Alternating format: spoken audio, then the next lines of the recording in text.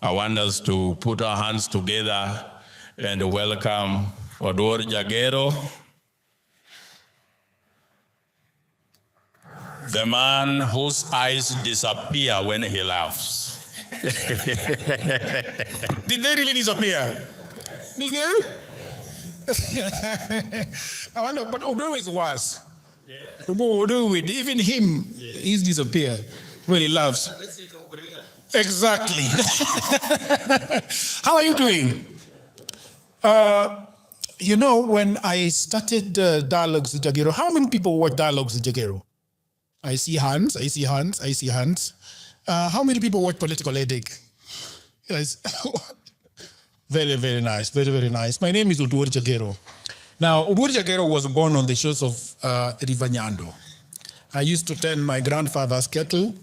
I went to school at a place called Nyalonya Primary. And then I went to Lembo Boys. I don't know if anybody knows the Lembo Boys. Nobody knows the Lembo Boys, right? Anybody know because you come from there. But you see, that is the story of a lot of people, that we come from nowhere, really, sometimes.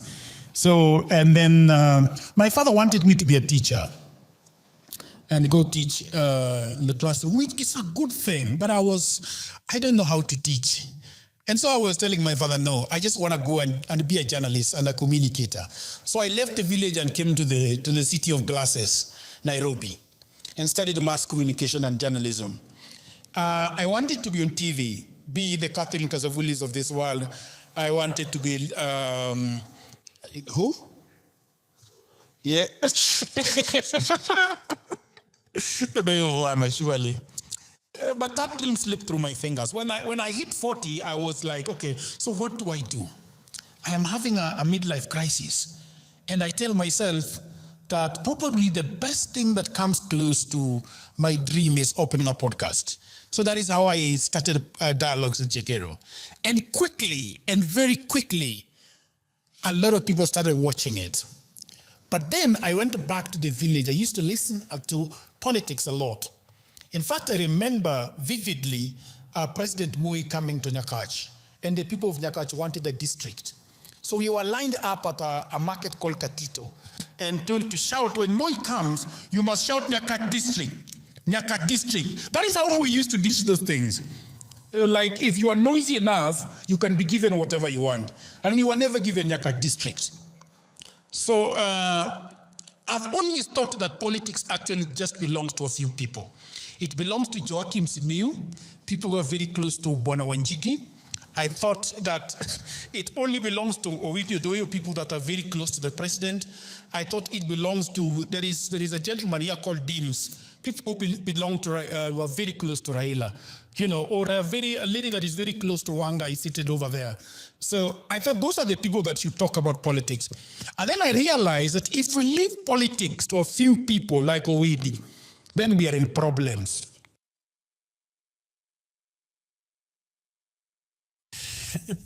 And that's why I decided that I want to start a podcast called Political Headache, so that I can give each and everybody a voice. Today in the morning when I woke up, I found a message from a gentleman from Tuk telling me that I've been watching your podcast, especially Mr. Joakim. One of these days, I want to come to your podcast and talk with Joakim, because I think that he's missing a lot of points.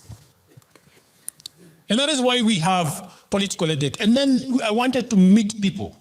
And that is why I decided to have to start the Face the Nation, the town hall, where everybody can come and they can take this microphone and talk about the politics of this country. You know, before the elections, actually, I thought about we as DCP were going to win in Bere. And then I woke up to the shock of that. No, we took an alligator.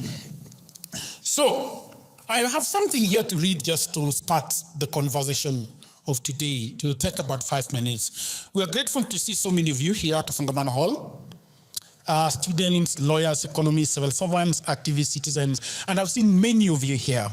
It's a Friday, the end of a long week, and yet you've made it to be part of this conversation. This tells us something. These issues matter. Today's town hall is hosted under the Face the Nation banner. a series of live forums where we create space to ask uncomfortable but necessary questions. And the question at the center of this forum is this: how did Kenya end up with the 12 trillion shillings in public debt? And should we as a country be repaying all of it? We are not here to answer that question for you. We are here to make sure the facts are on the table and that the space to interrogate them is protected. So let me begin by giving you the current picture of our debt in the country. As of September 2025, Kenya's public debt stands at about 12.1 trillion shillings. That's equivalent of about 67% of our gross domestic product.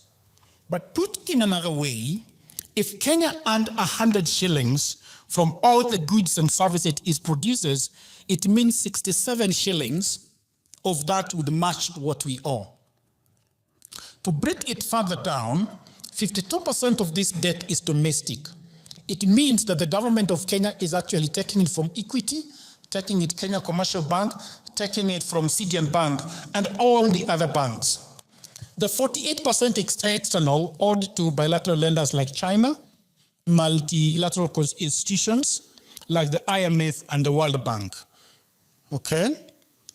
So a lot of people are saying that this is about RUTO. Okay? This is not a recent development, actually. Our debt levels have grown steadily over the past decade. That is 10 years. Back in 2013, when the previous administration came into office, Kenya's total debt was about 1.8 trillion. By 2022, actually, when RUTO took over the office, the debt stock has risen to 8.6 trillion.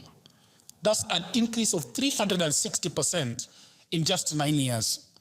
And under the current administration that we have today, the growth has continued, partly because of maturing debt obligations that presidents such as Uhuru Kenyatta took, and partly because of budget deficits that continue to be financed through borrowing.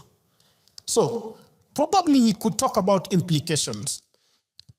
Right? In the current financial year, 48% of Kenya's national debt is going to debt repayment. That is about 1.8 trillion shillings. It includes both principal repayments and interest charges. We have the gentleman seated here is an economist, so probably will come and tell us what all these percentages mean. So this raises the most important point. Public debt is not just a number. It's not just something to see in treasury circles and budget books. It has real effects, just like Joakim has said. Okay? But beyond the questions of cost and sustainability, another set of questions has begun to emerge. That is the question of legitimacy. How were these loans contracted? Were they approved by Parliament as required by law? That is the question. Were they transparently recorded and accounted for? Did they serve a genuine public interest? Were the proceeds actually used to build the project they were meant to fund? Or did some of them end up diverted, inflated, or lost? These questions go to the heart of today's theme. So earlier this year, a public interest petition was filed in the High Court. The petitioners argued that 6.9 trillion shillings in public debt contracted between 2014 and 2022 is unconstitutional, or what Joakim and Gino and Jiggy call odious. They define odious debt that was contracted without the informed consent of the people, and that is you, not used for public benefit, and taken with knowledge by both borrower and lender that the debt would not serve the citizens. So this is what makes tonight's town hall important. We are here to do something else, to create space for public inquiry, to understand how we got here, to assess what the Constitution says, to ask what responsibility lenders have, and to consider whether moving forward Kenya needs a stronger safeguards in how debt is contracted or disclosed. So that is the question that we are going to be talking about today. So this is how this town hall is structured. We will begin with a few speeches, small 5-minute speeches. We have Omondi Chuka, who is a health economist who will explore how debt affects public health. We have Adrian Oloch. I'm not sure whether he has arrived here. He's a lawyer, will help us understand the legal thresholds of public borrowing. We have Owidi Odoyo, who is a political commentator. He will answer this, he will raise the political question. Should a sitting government honor all debts inherited from previous regimes? Or does it have a duty to interrogate them? We have Joakim Simiyu. Joakim is the Secretary General of the Safina Party. The people that have been talking so much about this debt issue. He will lay out the facts on domestic versus external debt obligations as they stand in 2025. So, what are we paying, to whom, and to what cost? I don't know whether Fanya Mambo is already here, that is on the way. We have Boto Hassan from UPA, will represent the development argument that debt is a necessary instrument for national growth. So that is it. I want to give it back to, I think I'm going to invite Mungi Chuka. Have a clap again. Kuna kitu moja walijana usema that as an adult, one of the hardest things you love it to me is to, what's your name? Sound like Count of Frederick. Count of Frederick. Right. The hardest thing for Kaunda to do is to take money from Evans, so that it can be his, so that he can use it as a utility. And money is so functional that nearly every aspect of life cannot go on without it. And I think that's the biggest headache when we look at it in terms of the dailiness of what money does or what debt does, that we are just conduits and vessels of money. Money is never usually yours, really. And I think one of the other bigger questions what we are having today is, I know a lot of people tend to have a misperception that a country should not actually borrow money. I want one of us to maybe volunteer if you know the amount of public debt that the US government owes. Any person?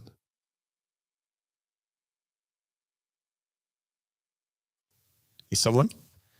I hope you can shout because you don't have a mic there. Yes? $36 trillion, that's 143% of its GDP. And ours for Kenya? Anyone? Volunteer? Someone? You can Google it. Someone? Yes? Yes, no.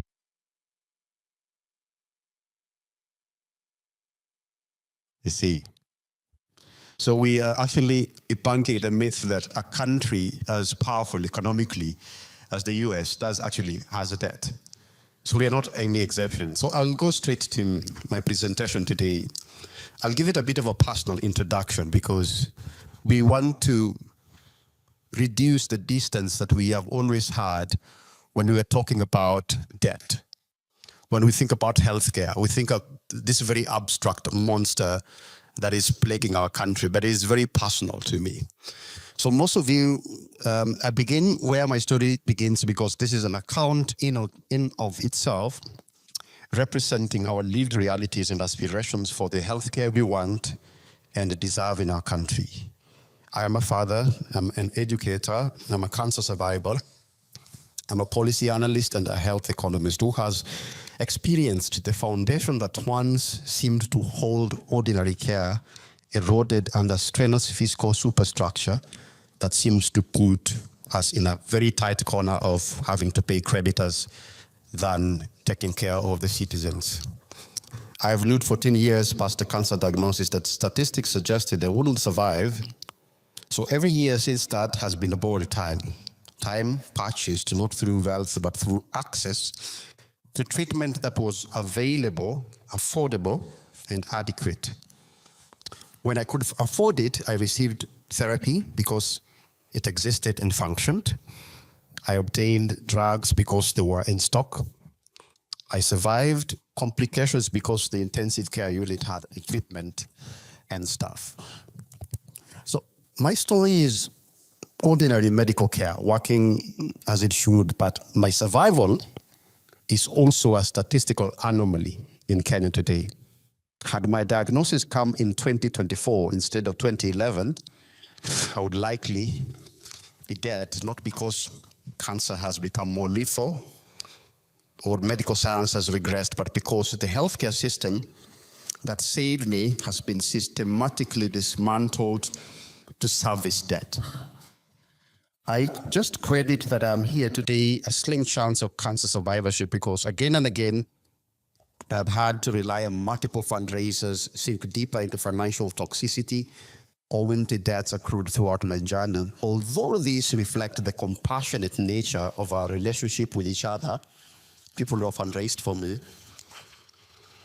my journey is also an indictment of the failures of our great nation to protect us, the vulnerable, from the perils of a costly and a violent healthcare system. Now, when you look at that, we are looking at something coming very closer home because we tend to imagine that debt is just supposed to affect the government or the state or public servants. But you look at it, it trickles down to the individual person. I know nearly every one of us now know a cancer survivor. Maybe one of your parents is at home, is aching, one of your brothers or sisters. Now, I want to move to speak plainly about scale, causation, and remedy so that a room of concerned citizens, policymakers, clinicians, and students can leave this town hall informed, if not ready to act. The scale of our debt crisis is simple, but it's also brutal to state. In 2024-2025 budget year, Kenya allocated roughly 1.62 billion to service debt, while health received 127 billion. Now, this means that we have been spending nearly 13 times more on creditors than on keeping our people alive and well. Now, Odoyo asked me about the percentages. I know this is one of the difficult things I was struggling to make in terms of when we talk dry statistics, we tend to veer off and make those very figures and facts less human. What that means is for every shilling spent on health, 12.8 bob goes to service past borrowing. Now, measured across time, the sacrifice becomes a national tragedy. From 2013 to 2025, Kenya sent creditors a cumulative 9.61 trillion, and in the same window, cumulative health spending was about only 1.1 trillion. Now, that means that public money flowed to lenders at nearly 9 times the rate it flowed to public health. What that comes, I think yet again, my teaching element is coming up is, what is the fundamental principle of economics? When you talk about, let's say, you go to Mjengo, you earn 500 bob a day. You come back home to your wife or to your husband and you say, this is the money that we've earned for the day. What is the fundamental dilemma or political headache that you have at that time? Somebody to volunteer, please. We talk a hustle, you have punch. And you're wondering, how do I spend this money? The fundamental dilemma or political headache that you have, or economic headache or political economy headache, is opportunity cost. Opportunity cost sits at the center of debt structure because you're wondering, if I have this money, it may be mine, but because I have other utilities and other needs and demands, I have to forgo one thing because you can merely never, unless you have extra money or disposable income, you can merely satisfy every demand and need that you have. So you'll have to sacrifice one thing or create what is called a priority index. You have skuma wiki, or you can buy nyama. If you buy nyama, it won't even be enough. That is the fundamental problem of political economy in terms of debt structuring. Now, in 2013, Kenya's government health expenditure totaled to 87 billion, which is approximately 5.8 of the total government spending and 1.9 of GDP. This is inadequate by international standards because WHO recommends 5% of GDP.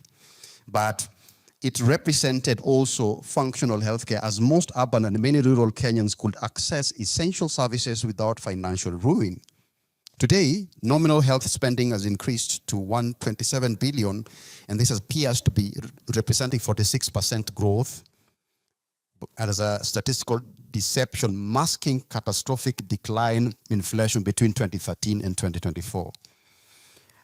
There is already 118%, meaning that 127 billion was purchased in 2013 and 33% real decline in healthcare purchasing power.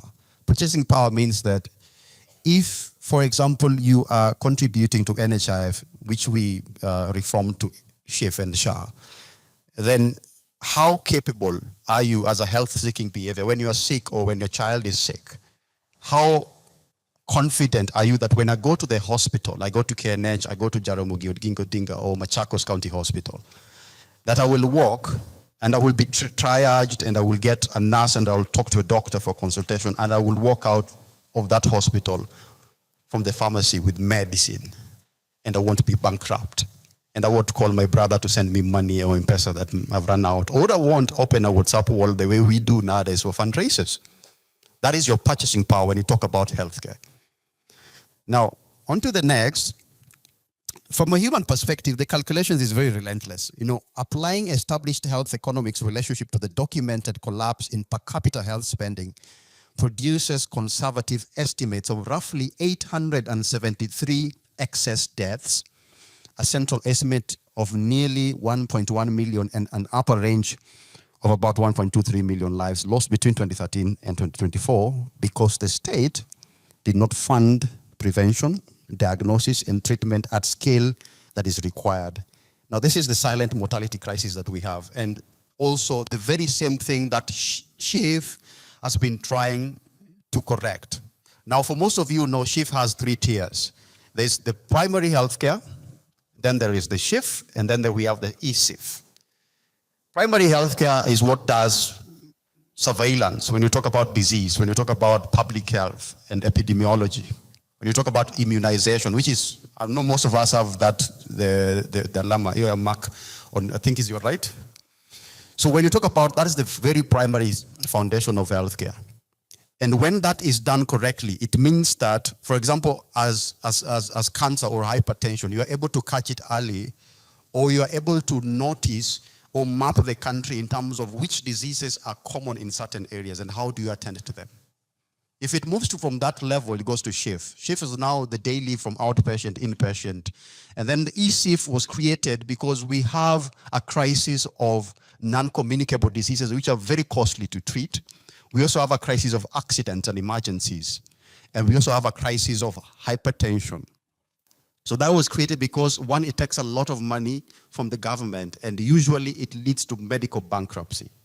So when we look at that in terms of what the government has been trying to at least reduce public debt in terms that are caused by medical concerns, we are having a policy that if we do correctly in the next 5 to 7 years, we'll be at a better place. Now, a budget allocating 49% to debt service and 3.8% to health violates both provisions because it subordinates constitutional rights to contractual obligations, human welfare to financial claims, and most devastating is recognizing that even a fraction of debt servicing could accomplish for health. A modest relocation of debt servicing expenditure would alter the country's health landscape with a speed and a scale that is rarely seen in public policy.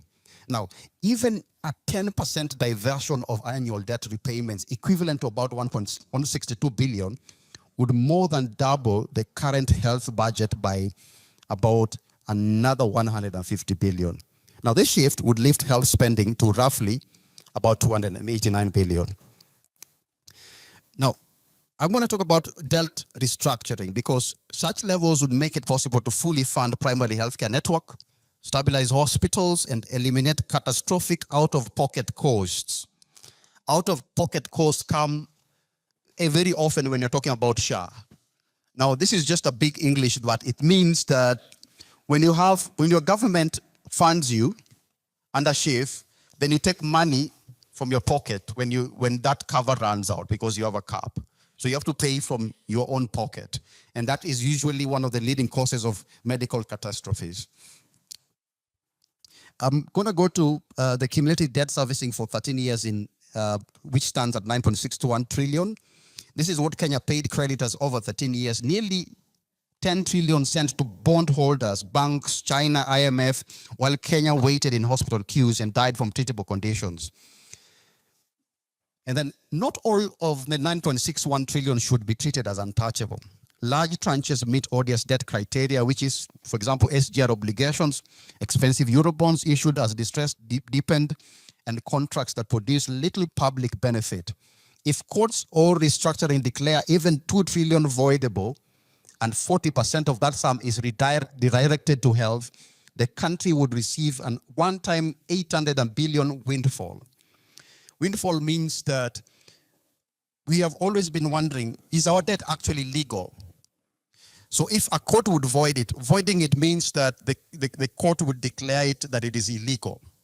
So we'd have money in our pockets to spend. That is the windfall we are talking about. So if the debt that we owe, that is what 9.61 trillion that we have already serviced, could be voided and given to the Kenyan accounts, we'd have the extra of 800 billion windfall. And if structured as permanent relief, voiding 2 trillion at an average of 8% yield would have 160 billion a year, more than doubling current public health allocations.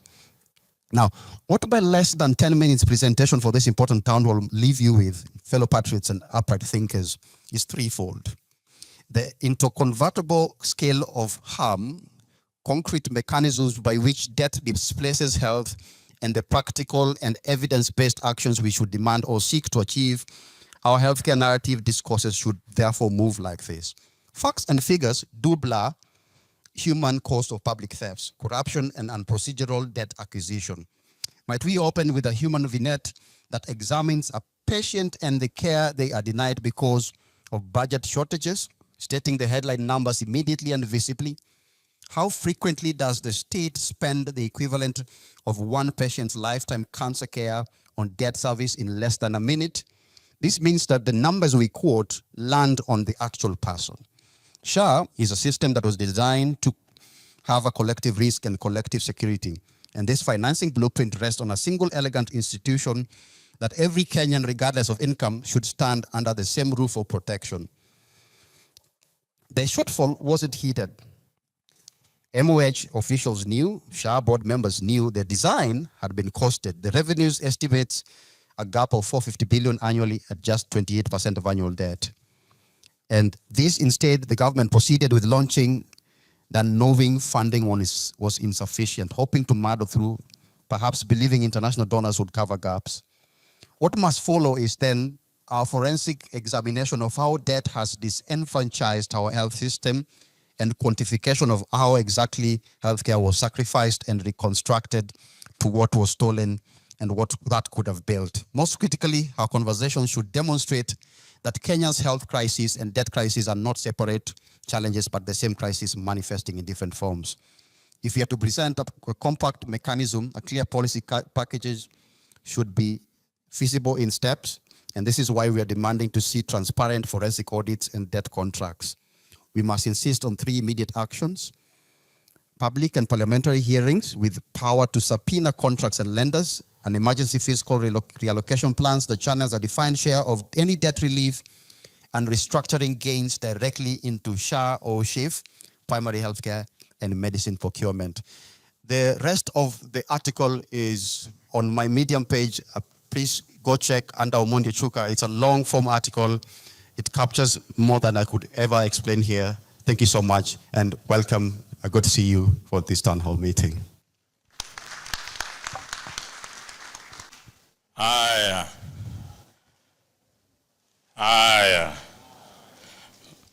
I try to revive those memories. I am not a very good tech-savvy person, Sasa hizi vitu sisi watu wa bunge muko hapa? Bunge la mwananchi muko hapa? Hamuko hapa? Kama hamuko, shauri yenu.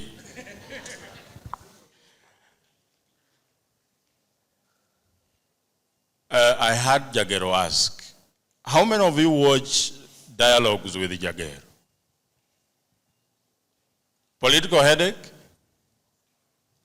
Buanas, those of you who are not watching, you are missing a lot, Buana.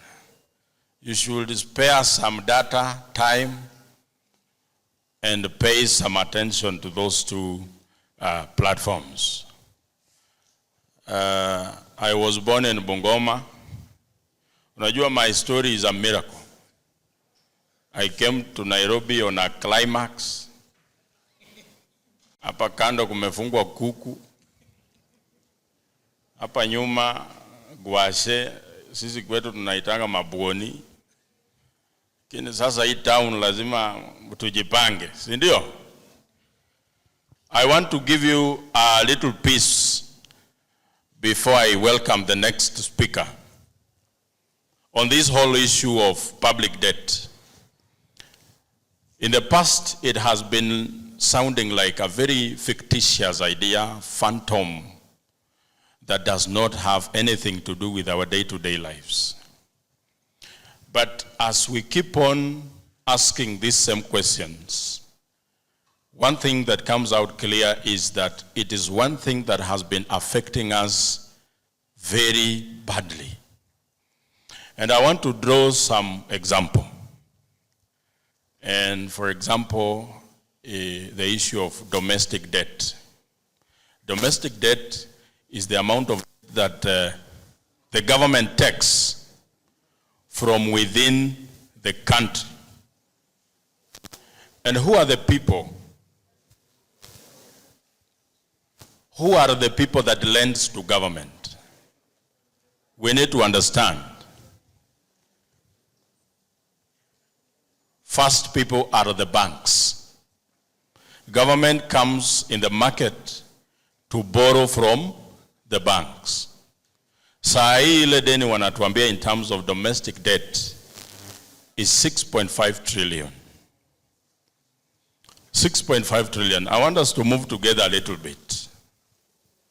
When we did our own calculation in terms of the net savings of the Kenyan people and the assets, the total assets in all the 41 banks in this country is 7.5 trillion.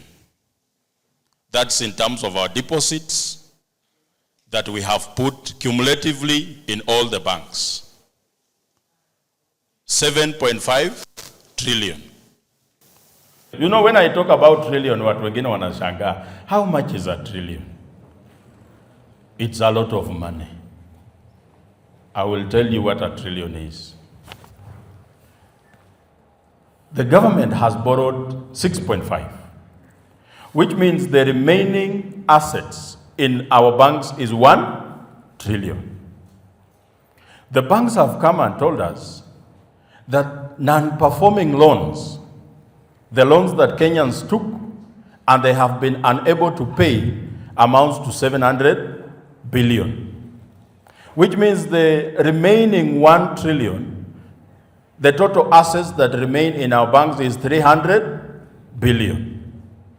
And we ask ourselves, is that really the case?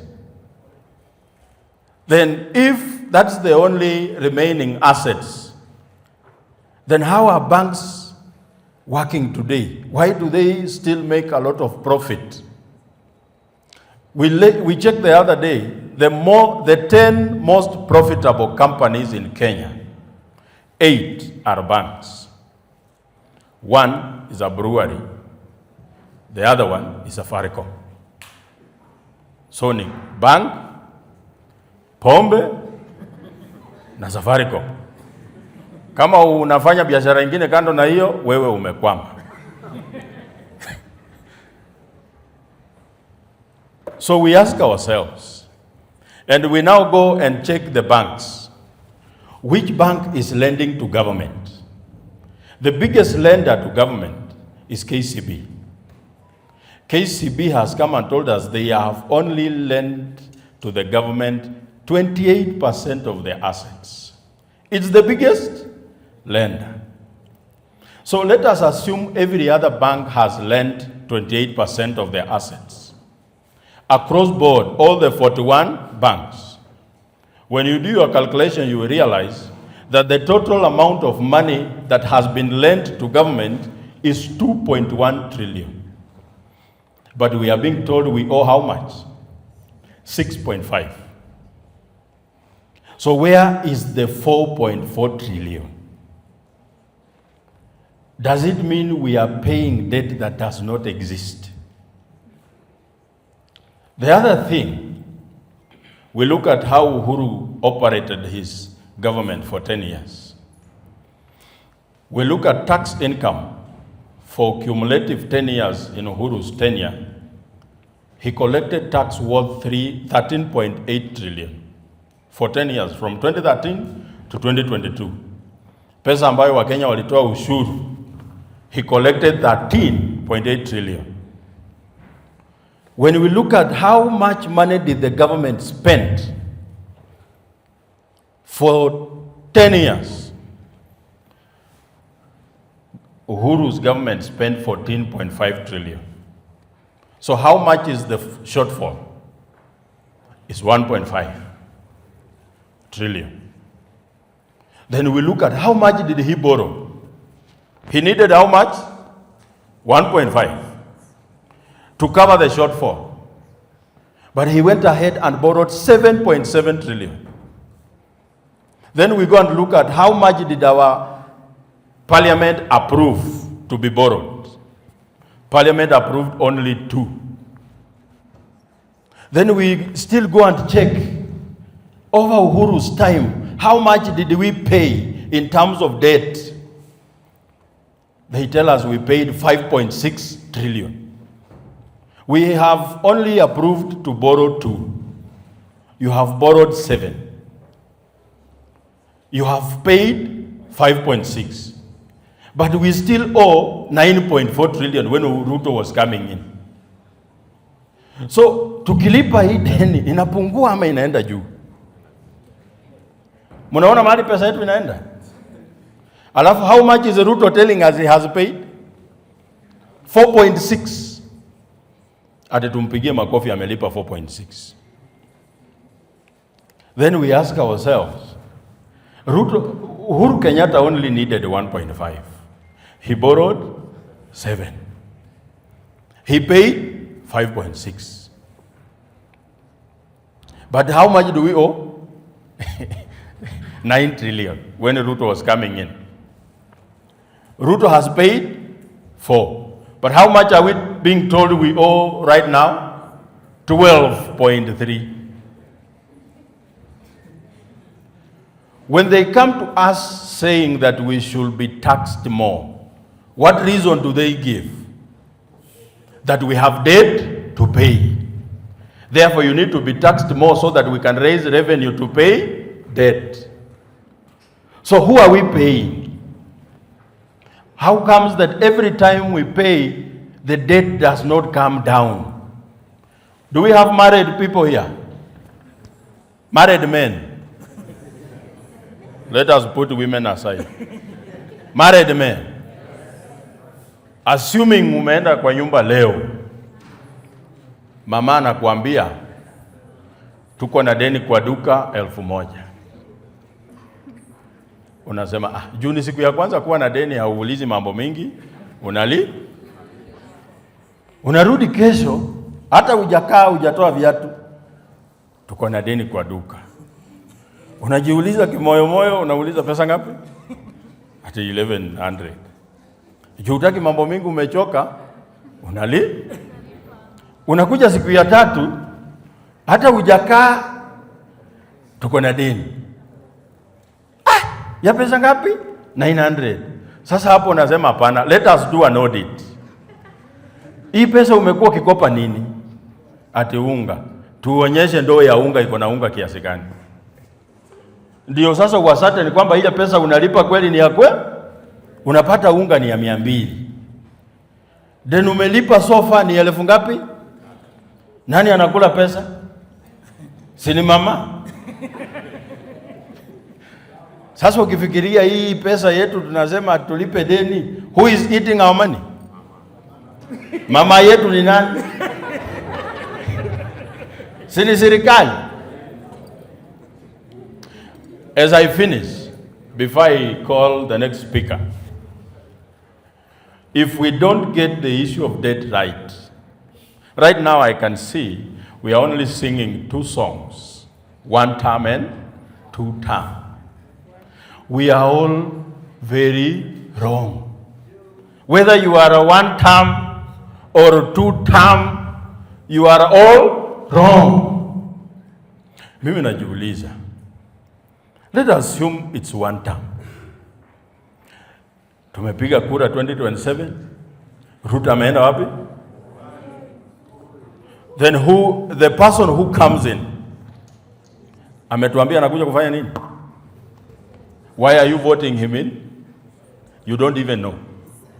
Because his name looks like yours, so you share an ancestry. He comes from the same community like you, so una vote yeye. If we do not get the issue of debt right, even if you vote for me as the next president, baada ya miezi 3 mtaniambia wewe Joakim, kwanza hata wewe sio 1 term, wewe ni quarter term.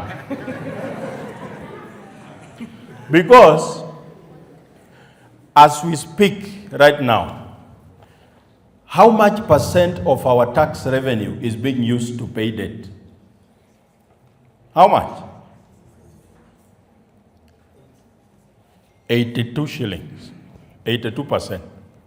We are remaining with 18. 18 ipeleke pesa kwa county. 18 iweke government operations. 18% ilipe salaries.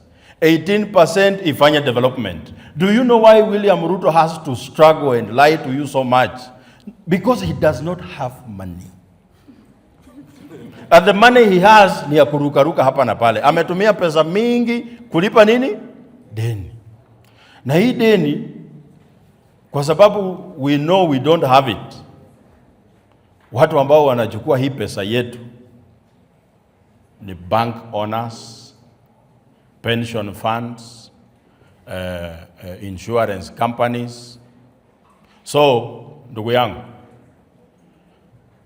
by election ya jana imefanya nikashangaa.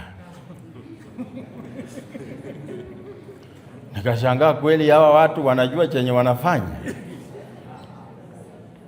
You know, there is a series I used to watch so much. Inaitwa The Blacklist. And the best character in that series is called Raymond Reddington.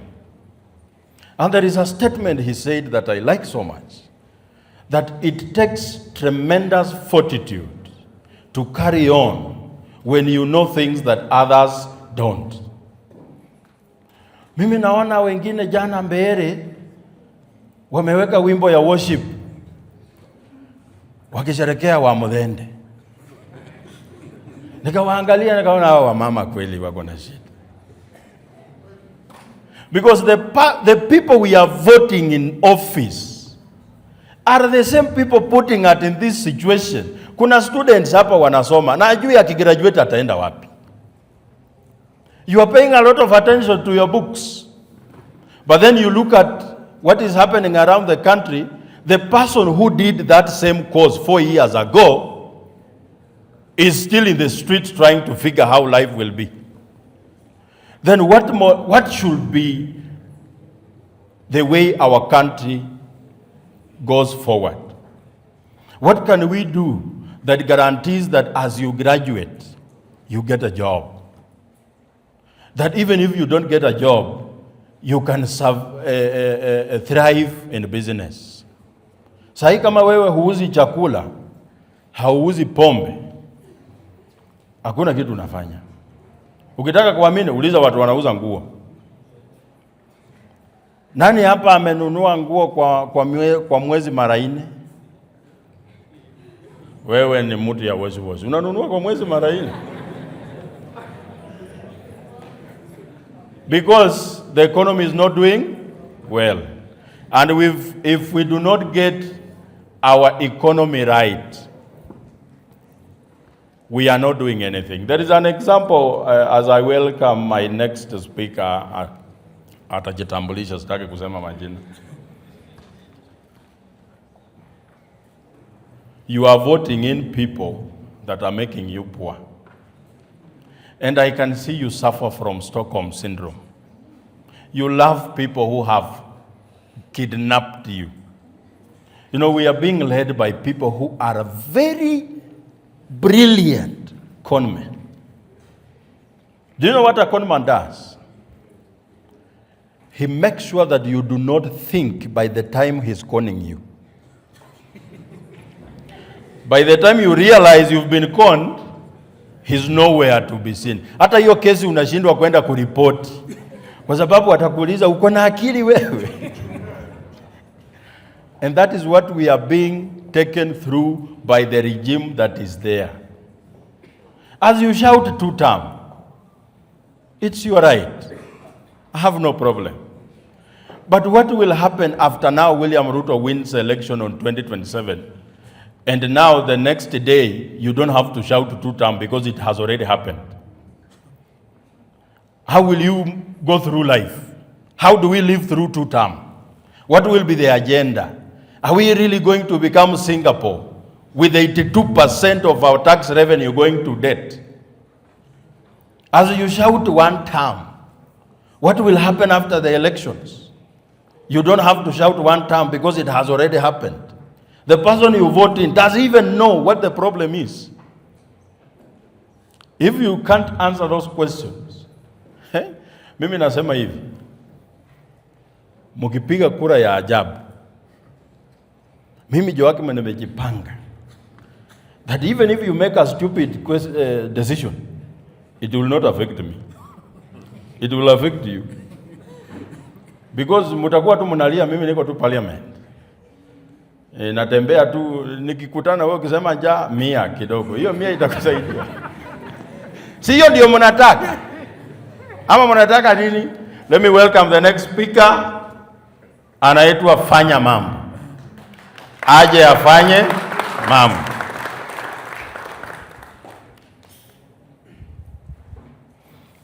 Welcome my brother. Thank you. Hey.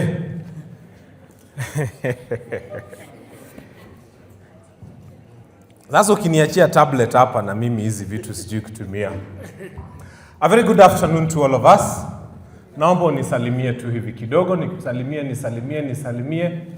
Roho yangu imesikia vizuri because I've just come from Mbere right now. And as I come from Mbere, Simiyu, you are wrong. Mbere and Malava is an indication of a government meeting violence upon its own citizens. The Constitution of Kenya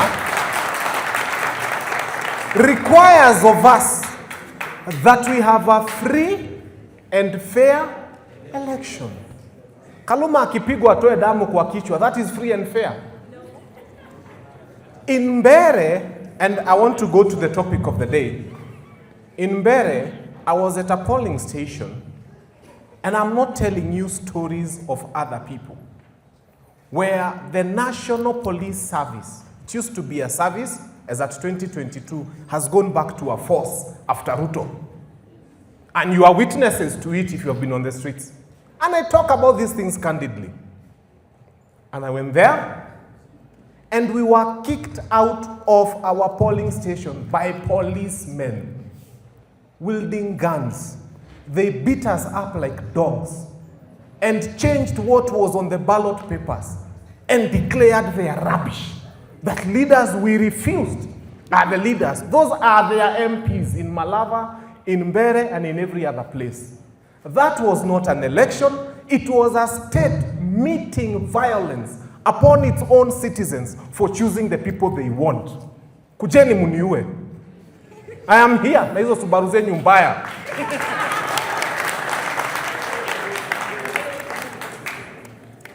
So we are not going to take the nonsense. But back to our topic about debt. I'll tell you this. You know, how are we supposed to borrow? Let me tell you, Kenyans. You have, okay, I'm a lawyer by training. In fact, I'm still a student of the University of Nairobi. I'm now doing my master's in constitutional law, democracy and governance.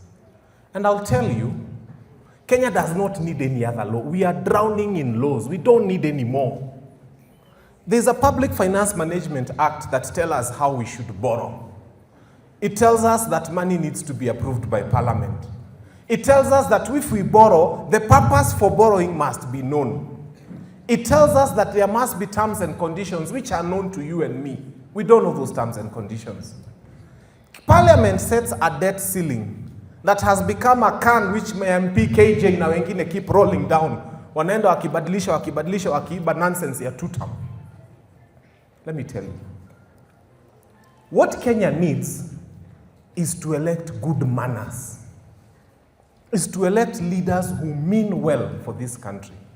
Emilio Mwai Kibaki led us with the old constitution in a better way than some people are leading us now with the progressive 2010 constitution.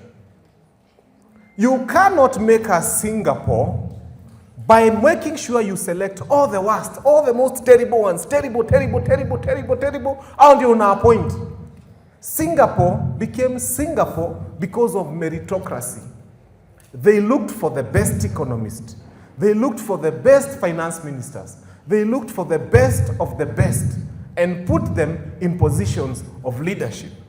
Now we have a guy telling he'll take you to Singapore by appointing Modende, a guy who has got criminal cases, ya kupeleka oxygen Kenyatta na Hosho, and then you are wondering why Kenya is not moving forward. You have 50 million Kenyans. You look for the worst, the most terrible, the ones with the worst records, and then you say, we shall not become Singapore. I can tell you for free, we shall become Singapore.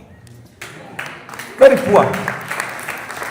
You will only change this nation when we have the courage to say, sisi kama this generation, tunakufa na mmoja wetu. And that's what happened in Mbere. The people of Malava, the people of Mbere, the people of Kasipul, the people of all those other places were not idiots. But as we speak this morning, before I left Mbere, we had to pass by hospitals to see those people who have gunshot wounds and to see those people who are beaten up by the states for doing nothing else than wearing a badge and saying what has been counted in the presence of everybody is this. Right now, my friend John Muchuka from Rirota is in a hospital. He was beaten up here, in Kajia, in Narok, just for writing everything that was recorded. Who are beating them up? The police. Do we have the videos? Yes. So did we have elections yesterday? Yes. But did we get the results of the elections? No. Hao ni wabunge wenyu wenye munataka wawafanyie kazi yenu ni sawa. Finally, shida hii ya debt, hatuna shida ya debt Kenya. We don't. We've just elected bad people with bad manners into positions of leadership. Mimi nawaomba, in the name of God. There were 290 constituencies. I've offered myself for Dagoretti South. Ni watole yule KJ alisema ni Photoshop. Na nyinyi, naomba munishikilie. Zimebaki 289. Wale watakao simama, do not give up. As we speak, the state is aware that they lost in those elections. They will gloat over it, they will shout about it, but deep down they know they lost. They lost those elections. They lost those elections. So let's just put the right people in the right place, and this country will be okay. People who will say, I don't care whether the constitution is seeing me or not. I was in Tanzania where I finished my last year of my law degree. Between Mwanza and Musoma, where the late Mwalimu Julius Kabarage Nyerere was born, was a dirt road by the time he was dying. In fact, in his old age, there was a house, and that house remained there. They built him a better looking house. The president who succeeded him, Ali Hassan Mwinyi, they built him a better house so that Nyerere can stop looking. Do you know what? To date, that house is a museum. He never occupied. Kuja hii Kenya, hii shamba ni ya former president. Hii shamba, you drive for 10 minutes, you wake up, bado mko kwa shamba ya former president. Taka. I mean, how many pieces of land can you occupy? Mutu tamaa. As I finish, I'll tell you, and I have told people before, the hammer cop. This funny bird, you know, a funny bird that builds the nest the size of a pro box. Go and read about the hammer cop. Hammer and then K-O-P, the not hammer, one word. Alafu inaanza kuokota mkebe ya Joma, an old watch, ikikutana na kiatu moja ya Jagero ya left, inachukua, inajaza hapo. And then after a long time, the nest is full. And then this bird gets bored, goes and builds another nest, inaanza kuokota takataka. Those are the leaders you voted for. You have a house in Sugoi, you have a house in Kakamega, you have a house in Nairobi, you have a house in Lavington, and it is public money. How many beds can you possibly sleep on in one night? May God grant us leaders like Nyerere who will live and die. And by the time they build a house for you, it becomes a museum because you don't even see why you. Then how the road to his home. Walianza kuweka tamak vile waliona ni mgonjwa sana. So that when he dies, people can be able to go and give Nyerere a decent burial. Na huku mtu ana accumulate so primitively. Wewe utaenda wapi na hiyo mali yote? So I've offered myself for Dagoretti South, knowing very well what my member of parliament said to you. And I apologize.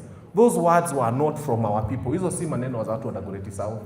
Those ones were his own words. They were by him. Na tutamutoa huko kwa sababu muko na nguvu na kwa sababu ya maombi yenyu. My dear people, history ya debt imeisha. Na imeishia mahali ambapo tutajagua the right leaders. Two term, one term, the answer is simple. How can you let the person who has made your life so miserable tell you what your agenda for 2027 will be and you kubali? I mean, when you get married, you will learn one thing. Sometimes you disagree with your spouse. And it gets to a point where you say, let's just start by saying, I know the husband I don't want. So when I'm going through a divorce, don't come and ask me, utaoa nani next? It's none of your business. You are the husband I don't want. You are the wife I don't want. Don't come and tell me who will you marry next. Hey, hauna mtu, utaoa. Yes, sina. But at least I know the wife I don't want. That's the starting point. Kenyans are at a place where they know the husband they don't want. Si kweli? Si tuko hapo? Now, as to the husband we are going to replace this one with, it's coming with time. And somebody telling you don't have an agenda, even removing you is an agenda, and a very good one.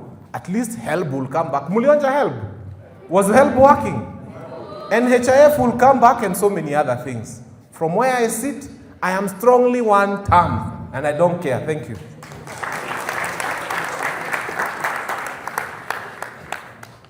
So nikisema comrades power, say our power. Comrades power. Comrades power. The reason why I'm saying that is because the comrades power has become an irrelevant power as of now. If the results of the by-elections are anything to go by. Simply because there were no youths voting. So I am challenging you. Mimi nasema comrades power, our power, lakini ni kama niko peke yangu. I want in future the politicians to know that we are still there. Si ni ukweli? Before I invite the next speaker, I want us to do something for a great man who is seated amidst us today. So nikisema pasha, you just pasha like this. Nikisema tia, you clap. Umeshika? Nikisema pasha, you do like this. Nikisema tia, you clap. Tuko sawa? Pasha, tia. Pasha, tia. Pasha, tia. Now those three mighty claps are for this guy called Jagero. I have attended his 3 town hall podcasts, I think 4 or 5 now. And I can tell you for sure, he's doing something that the other mainstream media are not doing. If you look at all his town hall podcasts, he has been discussing issues. Today we are discussing debt. If you people knew how serious the debt issue is, you will make it a campaign slogan for the 2027 election. because we are paying debt for trillions of monies that people have taken and made them their assets. So please, in your own heart, just thank Jagero wherever you are. Anafanya kazi yenye the other mainstream media is not doing. And I am urging you all to kindly follow the Political Headache podcast. Kama huwezi fika mali wanaenda, follow them on the YouTube channel and listen to whatever they are saying. Because the discussions we have in this Town Hall podcast are things we cannot go on Citizen TV and say, because they will throw us out of the station. So we thank this great man for providing this opportunity for us. Before I invite Odoyo Owidi, who has lost an election in Kasipul, I want to say this. I want to say this. I don't know if the previous speakers have said, but they have amplified the fact that we have debt of about 12 trillion, and almost the largest part of that debt is internal debt. And I've listened to Joakim today speak, and we can all agree that the greatest lenders to government are the commercial banks, the insurance companies, the pension funds. And if you look at the central bank provisions, they say that even you as an ordinary Kenyan, you can buy treasury bills and treasury bonds. Guess how much is the least amount of money you can buy treasury bills and bonds for? How much? How much? Clearly you're not following. Tafadhali. Go check the Ministry of the website of the Ministry of Treasury. Go check the website of CBK. Ndio kuwe na hizi facts kwa mkono. So the government can offer the treasury bills to any ordinary Kenyans for about 50,000 shillings. Nani hapa akona 50,000 shillings anaweza pea serikali kama deni? Sahi tu. Hakuna. So clearly they have made it a strategy so that when they offer opportunities for borrowing internally, you as an ordinary Kenyan, you cannot lend to this government. If you look at the interest rates of the internal debts that we are servicing right now, they're almost clocking at 19%. Kusema tu kweli, who is the owner of these commercial banks that we have in Kenya? For example, the Syrian Bank, who is the owner? You don't know. These are the same banks that are lending to government. So wanatibia pesa, alafu tena wanaenda waneka kwa banks zao, alafu tena wanazilend kwa government as money. And then it is the money that we are servicing very expensively in our taxes. So if you are not yet angry about this public debt, whether you are in whichever term, whether you one term or two term, we need to make this a national discussion, in fact a campaign slogan, so that hata wale waliiba time ya uhuru kwanza warudishe hizo pesa, kabla pia tufikirie kama tutalipa ya wenye wanaiba sahi. Si ni ukweli? So we need to have tangible and objectivity, whether you are in UDA, hii issue ya debt, juu tutalipa kwanza sisi wenye ni Gen Z sahi, tutailipia painfully. And if you observe keenly, mimi nasema tu, if you observe keenly, if you look at your presidents, they always borrow money when we are almost clocking to campaign period. Just go and do your observation. When they borrow money of, let's say 2 trillion, atakuja ajenge barabara mahali ya madam, and then when money is lost, you cannot raise a concern because kuna barabara imejengwa. So please, I want you people to digest, and I want you to get angry, and I want you to go back home and do your own research about public debt. Now, let us pasha and invite Odoyo Owidi to give us his remarks. Pasha tia. Pasha tia. Welcome, Mr. Odoyo. Otete. Alionya. Habari yako. Sasa.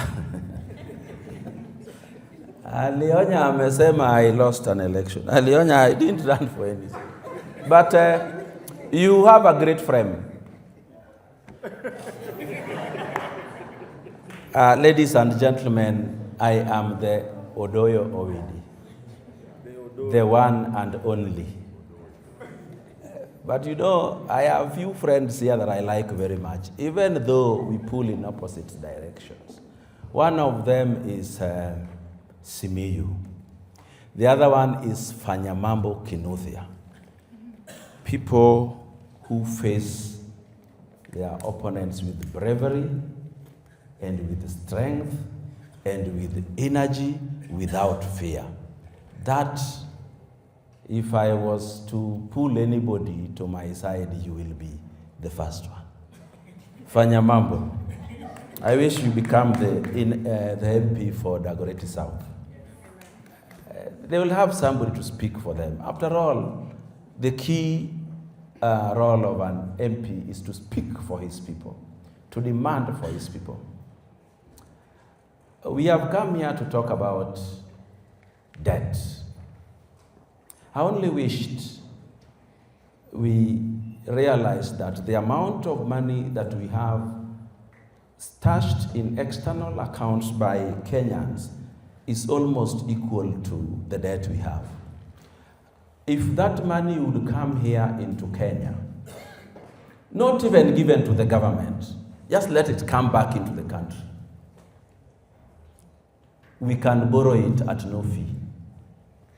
We can negotiate and say, bring your money back and lend it to us. We do the Limuru Rironi Road. Because let me tell you something about these monies that we stash in foreign accounts.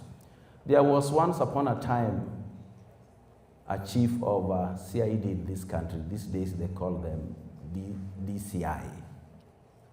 He had about 6 billion in foreign accounts by the time he was dying. That money has never come back to Kenya and will never come back. Because, you know, those foreign accounts, first of all, it is never in your name. And it is never in the name of a company which you own. It's multi-proxy and counter-proxies. And the international cartel know that Odoyo Owidi had accounts in Dubai and in wherever, and he has now died.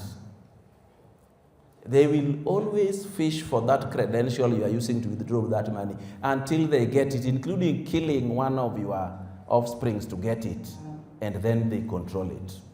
That is why you know of many people in this country who have had money abroad, but their families look poor after their death. Why? How come? I only wish the government would think of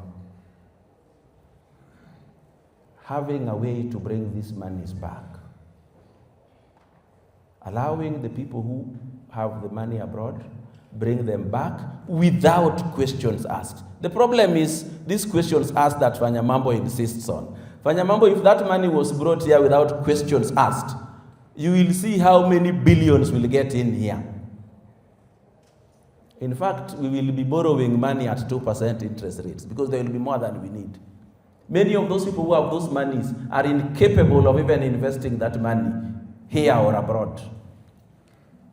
Now, to talk hapo, tuingie kwa hii debt. The key thing I wanted to talk about is whether this debt that we have are odious or not. They may be odious, but I want to tell you, there is no single country in the world that has ever used that without force or military or influence to have a debt declared odious and then the sovereign state don't pay it. There's nothing like that. The one that was closest to ours that we could argue about was the South African one, because in South Africa, there was apartheid sort of government. And when Mandela took over, many groups, including the ones similar to those who are here, argued that the debts were borrowed to help the apartheid regime trample on the Africans, who are the majority in South Africa.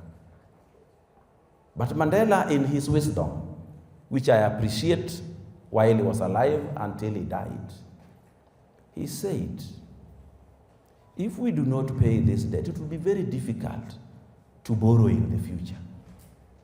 Number two, there is nothing that is legally protecting us from this debt. Sometimes you may not borrow legally, but the fact that that money you did not borrow legally, you have used it to your benefit, which can be proved. It doesn't mean whether all of it. You can borrow 10 billion There is still 9 billion. But that 1 billion that you have used that can be traced is good enough, because there is always something we call value for money, and nobody is going to measure that. Now, let me also tell you something which is more or less political. There were a lot of money borrowed in this country during the Moi regime, Kibaki regime, and the Uhuru regime. These monies were borrowed. They were used here in Kenya. Of course, I know there will always be some that will be embezzled. But the only problem we have with them is where they were used. You are most likely going to find that none of that money was used in Homa Bay and Kwale, or Garissa and Machakos. They were used in certain parts of the country. But now, the people who were very active during the Moi regime, who complained relentlessly about that government, they went to sleep when Kibaki came to power. They also slept throughout the Moi regime. When President RUTO is back, Njoya is up, Kabando is up, Muite is up, they are complaining again. Why? Let's not forget that we are different communities in this country, and we are largely very tribal. But some of us think only other tribes can be tribal, ours can't be. We are all tribal. That is why when we were voting for Kibaki and Raila in 2007, all the counties in Central voted for Kibaki, and those in Nyanza voted for Raila. That is enough for you. You are very brilliant people. So let us just accept the fact we are tribal. Let us also accept the fact that our governments can borrow money and use in our regions only because they come from there and not the others. So when another person comes who wants to distribute this wealth throughout the country, and you say, now we can't accept borrowing, we are going to pay debts that were borrowed and were never used where we live. But let us also appreciate that we are going to have the Limuru-Rironi Road starting from today. There is not going to be any project in this country as viable and as useful than that. Not even the SGR or the expressway. And it is going to affect the Maasai, the Kamba, the Kikuyu, the Luo, the Kalenjin, the Luya, and everybody else. Such a project needs your support. The problem we have as politicians, listen to us, but don't believe us all the time. I've heard Fanya Mambo speak here, and many of you clapped. Of course, I also did. But when the war is against a person big enough to become a boogeyman like the devil, people are very happy for such a person to be accused. And when it is a small person whom you are capable of dealing with by yourself, even when they are being accused of something you have seen them do, you don't even want to. Let me give you an example. You're driving and a man jumps onto the road and you hit him. Let people come. It doesn't matter what you say as a driver. They will never believe you because they want to believe the helpless one. They will believe the dead man even if he has not spoken. In fact, you may lose both your life and your car. That is the human nature. And that is how religion was also spread. You create some imaginary thing called Satan that nobody has ever seen or spoken to. And you say, this is the thing that will destroy you if you don't believe in God and Jesus. And you fear. And they use that fear to make you believe in it. And after you are born and found your ancestors believed it, Satan existed, you now believe it and you are ready to protect that fact with your life. My brothers and sisters, you need to study how the cult was dealt with in the United States. There is a book that was written by Steve Hassan. He used to be a policeman who was investigating cults. Let me take for you this cult that Alionya is in called ODM. ODM has the Messiah. We recently lost the Messiah. And ODM has the Satan. To ODM, the Satan is every government of the day. It doesn't matter even if it was RUTO who was an ODM member. And then they have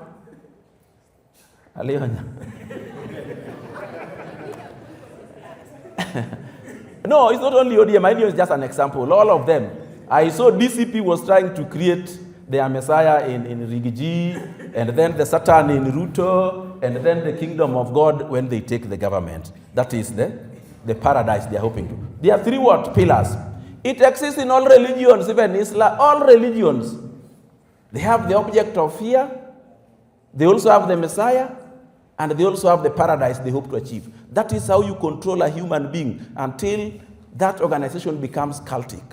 Then it reaches a level that it has skipped 1 generation. So some people are born into it. You cannot change them. The people who are born to it, you cannot change. Even if they start killing people, they will accept. That is why you see some of these cults can tell their other ends, let's go and kill ourselves in Shakaol, and they agree.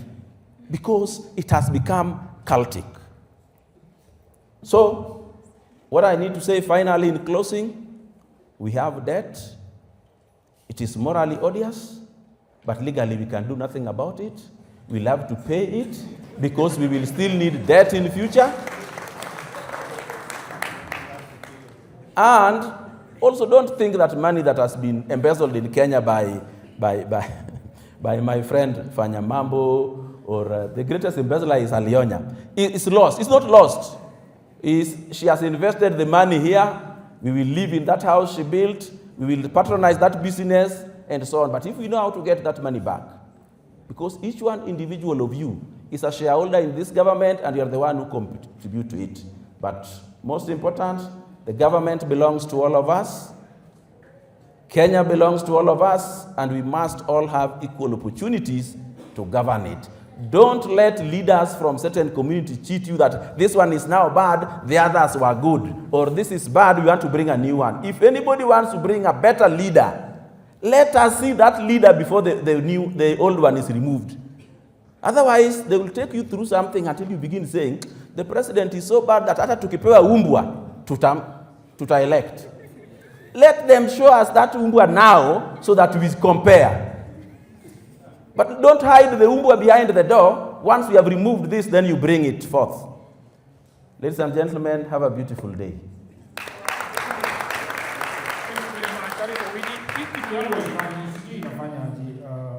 There we go. Salon press. Salon press. Yes. Can I ask you a question? I'll give you an answer.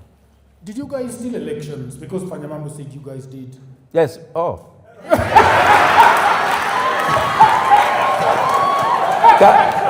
Come back. I think this is something.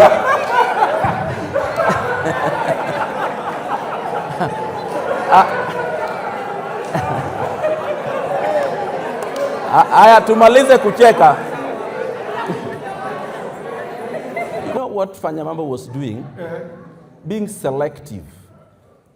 The theft, he says, was in Mbere. The example was in Homa Bay.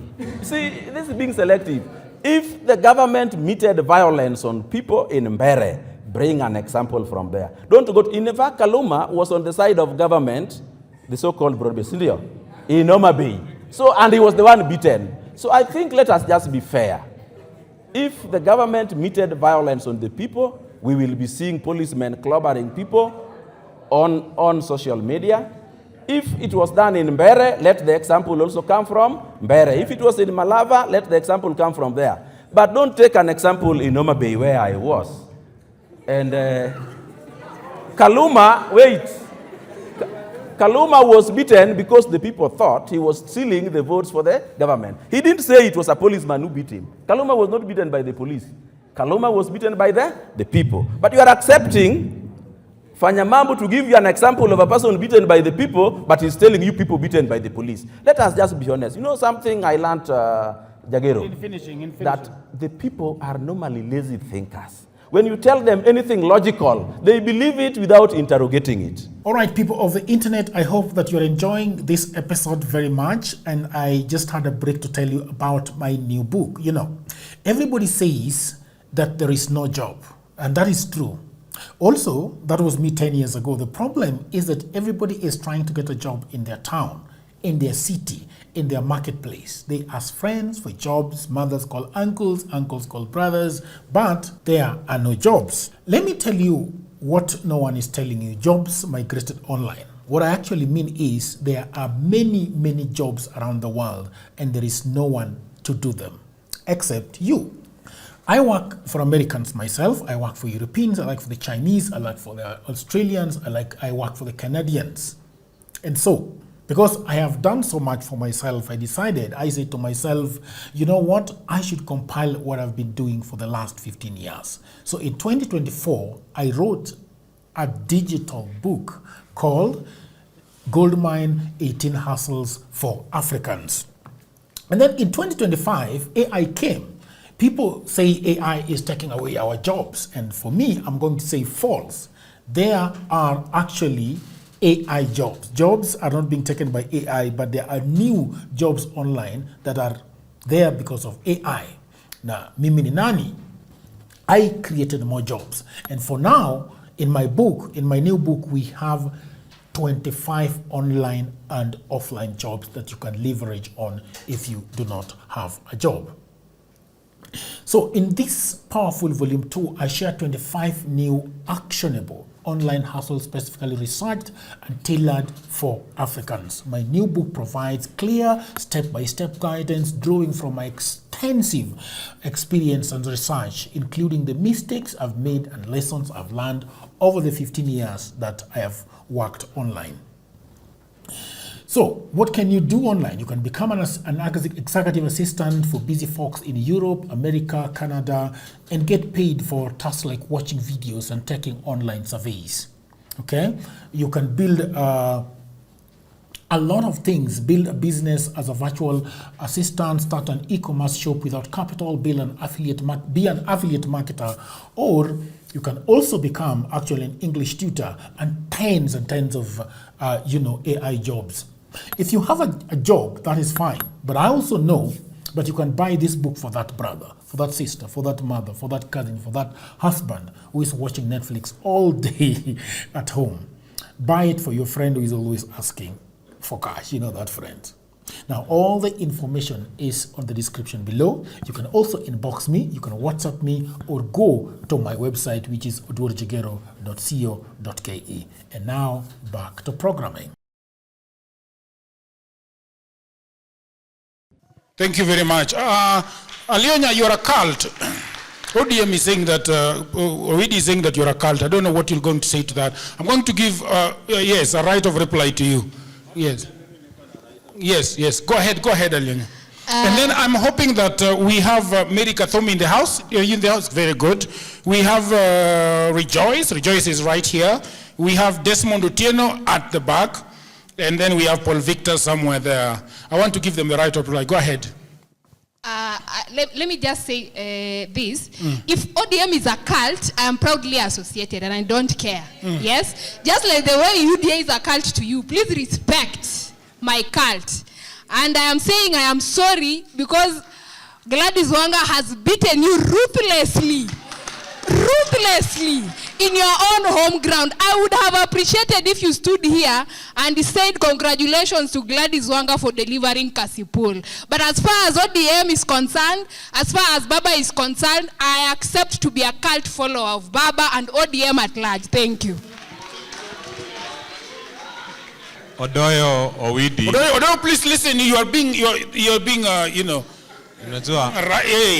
Naona unaangalia chini. No. Yes. He's responding to you. Unajua kinyonga tai na hii jua yote ina affect the ear somehow. You picked up what you wanted to pick up. I told you I have come from Bere.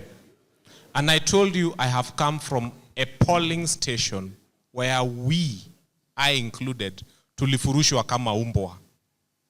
And where some of us had to leave their cars. I also told you, I have come from hospitals just because, you see, when you're trained as a lawyer, you don't go taking photos of victims in hospitals. But we have videos of the violence and we can give you a lot of it. But it's not going to help you because you still believe in William Ruto anyway. So there's no need. It's not useful. All I can tell you is even the friends I have mentioned in Riruta who were guarding votes in Narok are my personal friends who I have to go to see after this because they are in hospital and they were beaten by government and the videos are there. So whether you want to accept it or not, this government lost all those elections and they know they lost. But they had to do whatever rubbish they did, and it is rubbish. And we will still show them that our will was represented. Hata mukiprimark na hii ethecon mulichagua hii kuna ABC hapo. Thank you very much. I want to give the mic to Kathomi to give us what she thinks about everybody that has spoken here in front. Good evening, my people. My name is Mary Kathomeriongo. I'm the Presidential Exploratory Committee Chair Lady of Senator Joakim Simiyu. I'm here also on the capacity of my own personal capacity. I'm in the political space. And I think we are really making a joke out of these things. Let's just get a bit serious. We're not a banana republic. We are a republic because we have a constitution. And if we have a constitution, it's the constitution that determines if a debt is legal or illegal. When we talk about an illegal debt, it is the odious debt. Do you understand what's an odious debt? It is a debt that is illegal. What makes it illegal? It is because according to the law, it was taken against the law. So when our brother sits there and says that tutalipa tu deni, it's taking Kenyans for fools. It's taking, this matter is serious. There are people who have died in hospitals because SHA doesn't work, because there is no machines in hospital, because money is paying debt while it should be taking care of our health. There are students your age, I can see your Gen Zs, who are not in school because they could not go to school. Are you getting this? So what am I saying? Senator Joakim Simiyu is in court on the odious debt. We have a solid case. Jagero, I'll share with you the documents. A very solid case, more than of 12 point something trillion is illegal. In the previous administration, we had what we call the Eurobond. Did you know the Eurobond didn't even come to the country? Money borrowed, stuck in foreign accounts, transferred into people's accounts. And you know, we tunacheka ni kama ni mchezo. These things are serious, my people. These things are serious. So are we going to pay the odious debt? We pay legal debts. Because any institution that, if I'm going to give Jagero a loan today, there are laws. Hata ukienda banks kuna unaambiangwa kama umequalify. There is a law that determines if a debt is legal or illegal. We have international institutions like the World Bank, the IMF, that have given loans to this country. They have legal experts.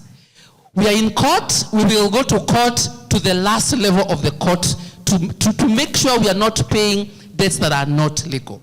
Of every 100 shillings Kenya is collecting in taxes, 82 is going to debt. It's only 18 shillings that is going to recurrent expenditures. And they keep borrowing, they keep borrowing, they keep borrowing. You know what is going to happen? Generations to come, even you when you're my age, even when you have children, we will be slaves. This is not a laughing matter. This is serious business, my people. And when you talk about that our country, I'm just trying to respond quickly to the things that I've had here. When we say that we're a tribal nation, it is not true. I, from Meru, have voted Raila all my life. So you cannot tell me we are a tribal country. We follow policies, we follow leaders that we believe in. Okay? So we are not tribal, and we do not intend to be tribal in the future. We must break the barriers of tribalism. We must vote leaders on policy. Thank you very much. Last one. Yes. When our speaker who spoke about health, he says that Debt is good. Even America has debt. Let me tell you the difference between the Kenyan debt and the American debt. Americans can just print their money and pay debt. They print the dollar. Can we print our debt? Do we have the ability of printing our debt? Our debt is very different because it's pegged on our resources. It's pegged on our, like Kenya Ports Authority. It's pegged on the Kenya pipeline. Those are the things, parastatals and corporations that belong to our country that are actually collateral on our loans. So you cannot compare a Kenyan debt with an American debt. Wakiamua kulipa deni yao, they just print the dollar. But they cannot print the dollar because they want to balance issues on inflation and such things. So this is not a laughing matter. People are suffering out here, and we know that this country is going to the dogs. We cannot be having a debt of 13 trillion that is odious. Odious, it's illegal. And if you want to understand, pick your constitution and read and understand why our debts are odious. Thank you. Thank you very much. I want to go to the gentleman seated standing right here. Mr. Mbari. Right there, yes. Good evening. Good evening. I'm Mbari Desmond Otieno from Kenyatta University. Mengi yamesemwa. Nisikia mnaita hadi shetani penya yuko. Sadly, the reality remains that kila mtu atatetea penya nakula, si ndio? So ukisikia mtu anatetea ile side nyingine. Speak loudly a little bit so that we can hear. That's where they eat. From where I sit, I feel there are realities that we need to face as a people, and that starts with having a different opinion from whatever my sister said. We understand that tribalism is there. We don't run away from the problem. It is there, so it's up to us to have to solve the problem of tribalism. Secondly, if we talk of debts and we look at the current state of the nation, I believe a number of us here are students. There are debts zenye country ina borrow while mambo ya school fee pale NFM imesumbua. There are debts that the country is borrowing while help cannot be disbursed on time. There are debts that are being borrowed lakini hospitali hakuna dawa. There are debts that are being borrowed lakini barabara ya kwenda kwenyu haiko. So as a people, at least we are a generation that hautakuja mbele ya podium na upige watu PR. We are informed, sindio? So from those who sit in the tables where negotiations are being made, in the tables where decisions are being made, I can say we know whatever is going on and we can see. Sisi sio kama the past generations zenye ungekuja na a narrative, then they buy that immediately. So while the government is borrowing, those friends of government who are in the house, we need to see the impact of your borrowing, to the fruits in us.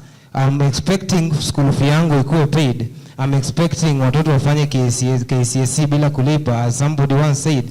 I'm expecting IDs zichukuliwe bure, si eti sahi wamewaiva sasa kutudanganya kidogo kidogo. I'm expecting kama ni help nipate on time. Yeah, so kwa hayo machache. Thank you very much. Thank you very much. When my brother Fanya Mambo came in and Odoyo took over, I want to tell you this, that despite the problems that you are facing as a country, we are being led by very brilliant people. And the problem we are facing is that having a problem of being led by a brilliant person with no good heart. When you are brilliant and your heart is wrong, you come up with very bad ideas. In your brilliance, you can even concoct. Mtu alitengeneza sumu hapo mjinga. He was very brilliant, lakini alikaa chini akatengeneza kitu ya kuua mtu. And my friend Odoyo, the back and forth I saw, and this is a tactic Odoyo has perfected. It's called bait raging, rage baiting. Rage baiting is you make your opponent angry. And when your opponent is angry, most oftenly they don't think. They want to prove a point without engaging their brains. That's how you win, even in boxing. You make sure that your opponent is very angry at you, but you are not angry. So you calculate their moves. And that's what Odoyo is doing. He's making everyone here angry, and especially my brother has fallen into that trap. he is very angry. Look at what President Ruto is doing. President Ruto wants us angry so that we do not engage him from a point of logic. If we are not careful, you realize that more often we are deviating from what we came here to discuss. People shouting one term, another 2 term, and you look at somebody shouting in finishing, ukimuuliza wewe, why 2 term? Can you defend your thesis of 2 term? They will struggle to mambo ya ukabila ile huyu ndugu yangu alisema. Ati some of the people were silent when sijui so and so. Let me ask. We were here with Barbara Ilamolo Odinga. We were putting in check every government, regardless of where the leader comes from.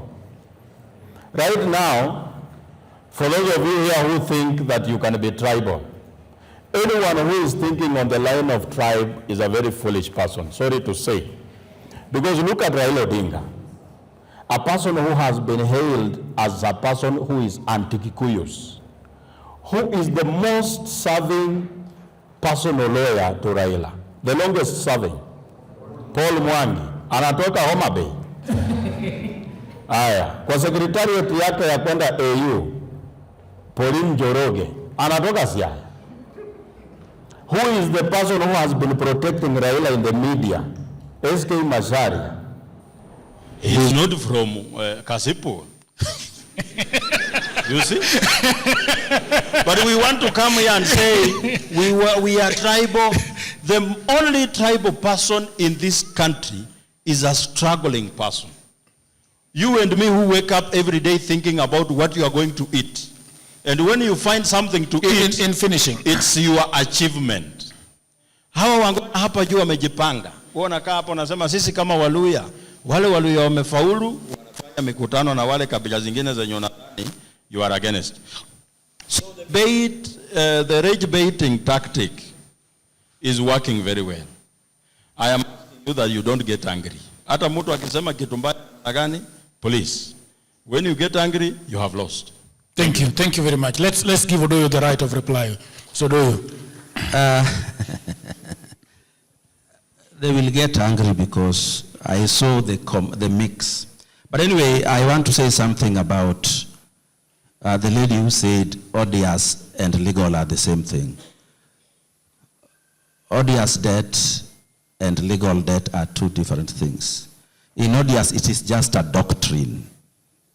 So Kenya actually borrowed a lot of odious debts legally.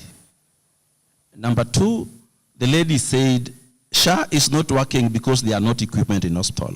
I want to let her know SHA is an insurance scheme that pays bills. They don't provide equipment in hospitals. Then number 3, to say that Kenya is not tribal because you voted for Raila is because there was no presidential candidate from your community. Number 4. Surely. Huyu jamaa namna gani? No, listen to the truth, bwana. Listen to the truth. Number 4, she said Americans can print money. I just lack a good word to say what I think about that. Even Kenya can print money if it was printable. Money must be backed. Then Alionya, I just used ODM as an example. It is not the only cult. And I also want to remind you that sometimes ballooning of debt is not borrowing new debts. It is the interest rates, it is what we call penalties, and also currency devaluation. If you borrowed when the dollar was 100 bob and it is 160, you can see what will happen.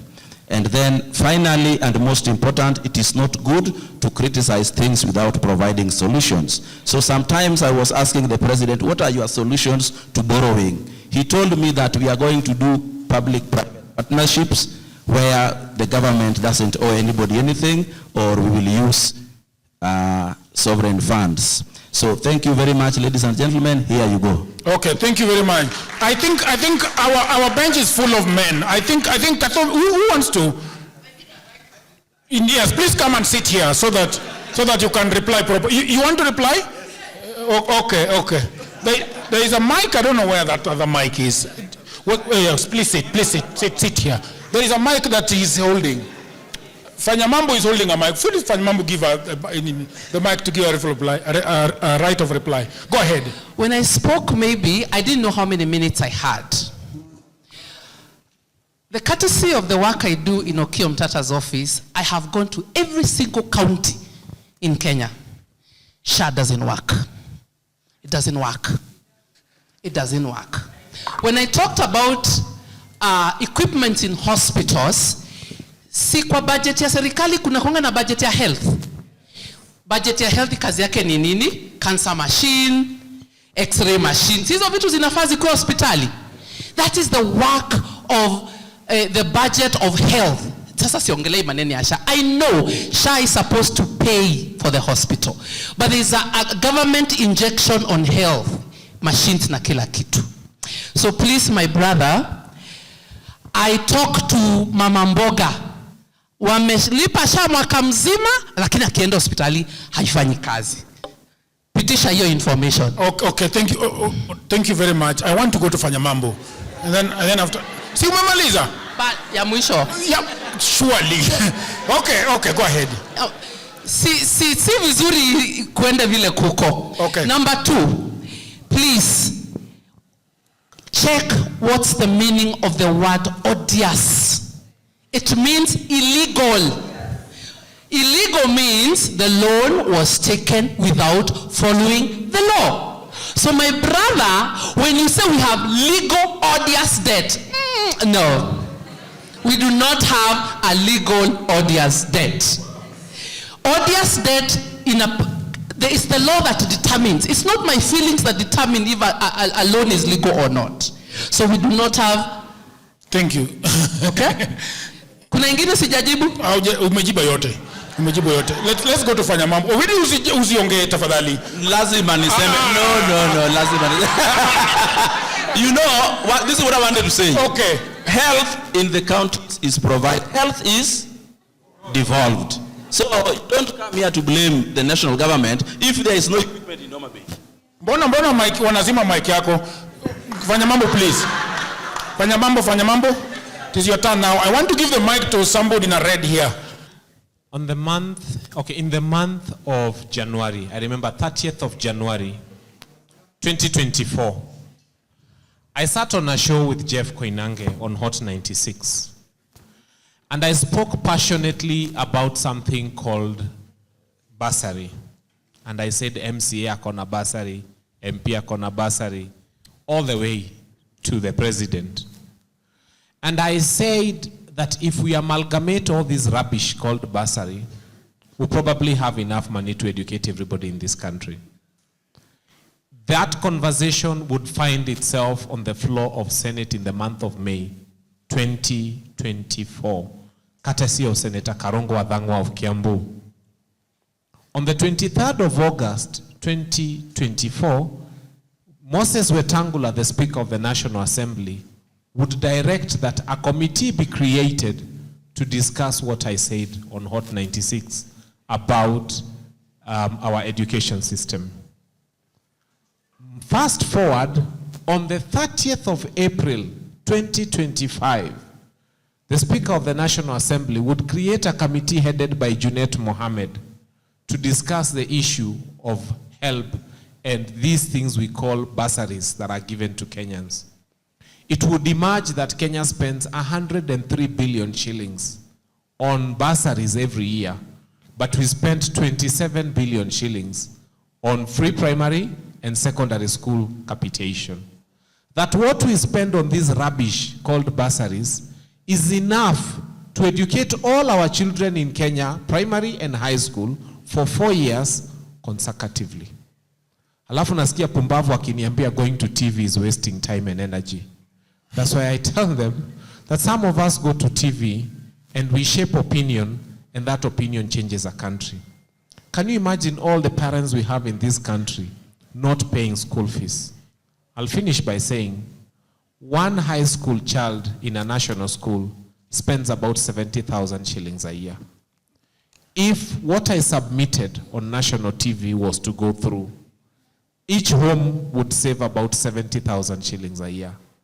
That would have a lot of impact on some rural families. So let us just put the right leaders in place. Most of the leaders you put there are just rubbish leaders. Just put leaders who will bring real change to this country. Thank you. Thank you very much. I have you can say your name, please, and then ask your question or... Hi, so my name is Felista Sokoko, and my first question is just overall, because it feels like we are just audiences, as people like me who are not political aspirants or people who are not involved in politics. We are just audiences here. We are not being given a chance to speak on matters that actually really affect us. That is one. And two, I would just like to say that you guys are shifting the goalpost every single time you're taking the mic. Where are you standing? What are you standing for as a person and as a politician that is standing before us? And three, I am deeply saddened by the fact that you are disregarding issues like SHA, issues like debt. We've actually deviated from that, by the way, just to point out that we are dealing with. Me as a Gen Z, I'm struggling. The person who said that we do not need affordable housing, we need affordable housing, not necessarily by the government, but we need affordable infrastructure to survive and to live out here. So stop addressing these things as abstract stuff. They're things that we're living with, and please, do not disregard them as just politics or something that you're going back and forth on. We want productivity out of this meeting. Thank you. And a round of applause, very nice.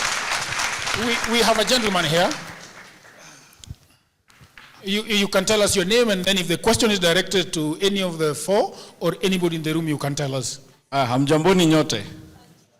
My name is Nicholas Oyo, and I want to start first by saying niko na deni ya Wakenya. Sababu mimi ndio nilikuwa Uganda na ni Wakenya ndio walinileta back. Oh, very nice. So if you're talking about debt, I have a debt of Kenyans. What we need to do is to make sure that we change this country. I want to start by saying that I like the way Fanya Mambo speaks and Mary Kadhomi. Mary Kadhomi tumetoka mbali, and I appreciate what you're doing. Joakim, ukigeuka, tutakugeuza pia sisi, hatutakuacha. So this is what I want to reveal to you people.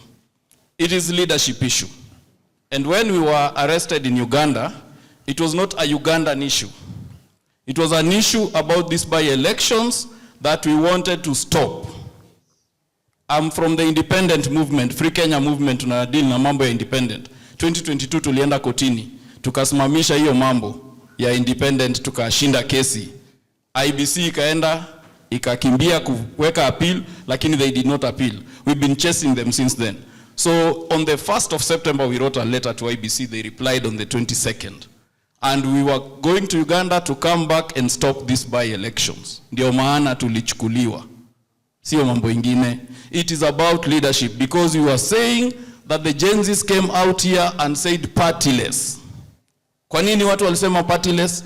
Kwa sababu watu wanaingia kwa hiyo vikao vya, I think parliament, somebody said that sijui wanageukanga inakuaje. Wanaingia, wamepigiwa kura na wananchi, wanalipwa na wananchi, and then what do? Wanaanza kufanyia kazi mtu mwingine. Si ndio? So we are saying that, na tulikuwa tumepanga hiyo mambo, hii election tuifanye, ndio ikifika 2027 ukiiba kura, unapata independence kwa parliament. Unafungua parliament, tunakupiga impeachment. That is why they are fighting us. So I won't say much, wengine wataniongelesha baadaye, vitu zingine to reveal. Now I want to ask one question. Fanya Mambo. Fanya Mambo, That is a very serious thing you've said, that vile hiyo mambo ya education. Because even us, we've been thinking about hii education tutafanyaje. But one thing I want to ask all of you. Do you think if this generation, because as we are pushing kitu inaitwa referendum, do you think this generation ikifanya itengeze vile ambavyo wanataka Kenya yao? Because you know we had this change in 2010. A lot of the Gen Zs don't have the history of this. Walikuwa wadogo. Do you think if we rewrite things, and I think Okia Umtata is talking about finance, kushikana pamoja na treasury, which is a problem, finance ministry.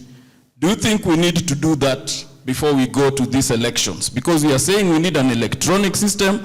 In Brazil, when they put an electronic system, disputes ziliisha. Walikuwa kama sisi, kila siku kotini. Tunaelewana? Kwa hivyo, I'm asking all of you if that is a way forward, because us, we are pushing that way forward. Thank you very much. Fanya Mambo, please note that question. There is a lady at the far back, and then there is a gentleman there. Can we go to the other side after that, sindio? Na sasa si mko wengi jamani. Okay, let's hear her, and then we can pick somebody. Hi, Odoyo Owidi. My name is Sharon Chamwoma, and I so happened to walk into this meeting by mistake because we are having a kesha here later. But you look very happy. You look very nice in your suit, and your socks are nice, and your shoes are very stellar. You're in a very, very good mood, but the country is not. You are so happy because people here have not given you a hard time enough. So like I said, my name is Sharon, and a few years ago, let's say 2 or 3 years ago, before your government came into power, I was a businesswoman. And for the first time in my family, we started running a manufacturing business. And tell Ruto, I loved him so much, and I stood for him. I campaigned for him because I believed that he understood everyone here who came from a poor background, and we thought he could identify with us, and he could know where we come from and what we need as people who need to rise. He broke my heart because right now as I'm talking to you, I'm looking to sell my machines because I cannot afford to run my manufacturing plant anymore. I can't afford to even fuel my car very well right now. I am an educated woman. I am a businesswoman. I got into a business that only men in this country get into. Indian men, to be precise. I tried my best because I believed in what he said. He spoke so much about manufacturing. I got into the business and I trusted him. So I'm not speaking about myself to be narcissistic. I know I'm speaking on behalf of so many people here who are not looking for free things. We are not here, we don't just want free housing, free health, free anything. Me, what I hoped for from the bottom of my heart was a conducive environment to run my business, a conducive environment so that I can be able to educate my cousins, to educate the poor people who live around my Ushago. It does not benefit me to live in Nairobi and I have relatives in Ushago who are waiting for me to make enough money to take them back to school. So it is so unfair. Tell him to stop the lies. We want our systems to start working. Tell him to stop the lies. All we want is a conducive environment to work and to do our business as well. I don't know if you are listening to me or understanding me. Everyone here can speak good English. Everyone here has probably gone to school. That's why we can sit and understand. So we are tired of the lies. We are tired of the promises and everything. I just want to wake up and be able to run a business as a woman. Thank you very much. Let's go to the gentleman over here. Please say your name and your question. Ano Merako Kibiroka. Go ahead. Viva, comrade, viva. Viva, viva, viva. I'm just giving myself energy to speak because honestly, a generation that I had a lot of hopes in, it has failed me. And that is my generation. Jinsi tuko hapa. Tuko hapa kweli? What is our cause? What we started in 2024, what is? So, let me say this. I want to respond to one question. There was a lady, I can't remember her, but she said a very important point. But again, about leadership. That the problem we have in this country is leadership. But now the leadership we are talking of, the people we are talking of, they are the same people we voted for. I just want to give a little reflection of what happened in Malava, what happened in Bere North, what happened in Kasipul. You gave Leo Wamudente 15,000 votes when you knew he was a thief, he was a criminal. Mulipea au wakule Kasipul na kule Malava, I think 20,000 when you knew these are people from the government, the RUTO project. What do we want? So what is the problem? Sisi ndio shida. Now not unless tujibadilishe, we think about ourselves, we will never. This will remain to be a fallacy. That is the hard and the painful truth. Thank you. Thank you. Let me give to this gentleman over here, and then we can go to the Comrades, wisdom. Comrades, wisdom. I want us to be factual, and sometimes I tend to agree with Odoyo Owidi and disagree with him. The woman seated next to Odoyo Owidi says that SHA should pay for equipment. When did you see Jubilee Insurance buying equipment for an hospital? No, let me finish. Let me finish. Let me finish. No, there is no problem. Let me finish. Sasa mnataka aje? Sasa see. Okay, listen to me. So you are carrying up your hand so that you can speak and disagree with him.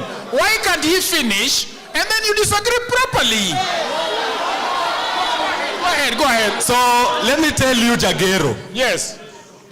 You must understand how government issues money to do different things.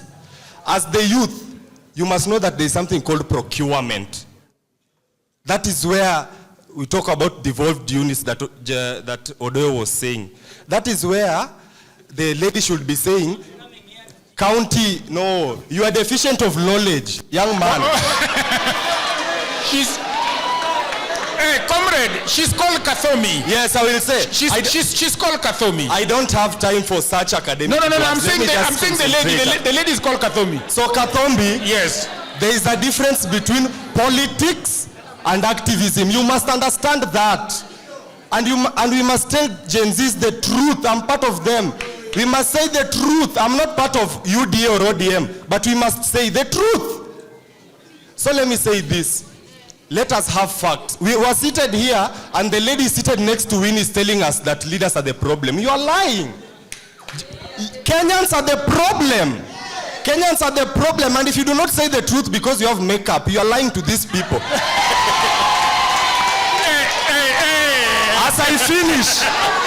As I finish, Jagero, let me finish. As I finish, we must inject. Comrades, injection. Comrades, injection. No, Jagero, wait. Jagero, wait. Jagero, let me finish. Finish. 1 second. Jagero, you cannot even speak in 1 second. Let me finish. As I finish, these comrades are heavily pregnant with questions. Let me finish and then you can disperse the mic. Okay. Now, let me finish by saying this. If we argue with emotions, like how we did in this ballot, RUTO is just going to come back. So be factual. Let us have ideologies that push us to the ballot. That is when we'll win. Okay. Let us go the other side. Let us go this side. Let us go that side. Okay. Let comrade tafadhali. Thank you. Wacha tuende pande hii shwali. Alafu tukuja hapa katikati. Okay, go ahead. Thank you so much. Wacha ongee. Asanteni sana. Tafadhali yala uniongee. Excuse me. Let's calm down. Yeah, I appreciate. My name is Mark.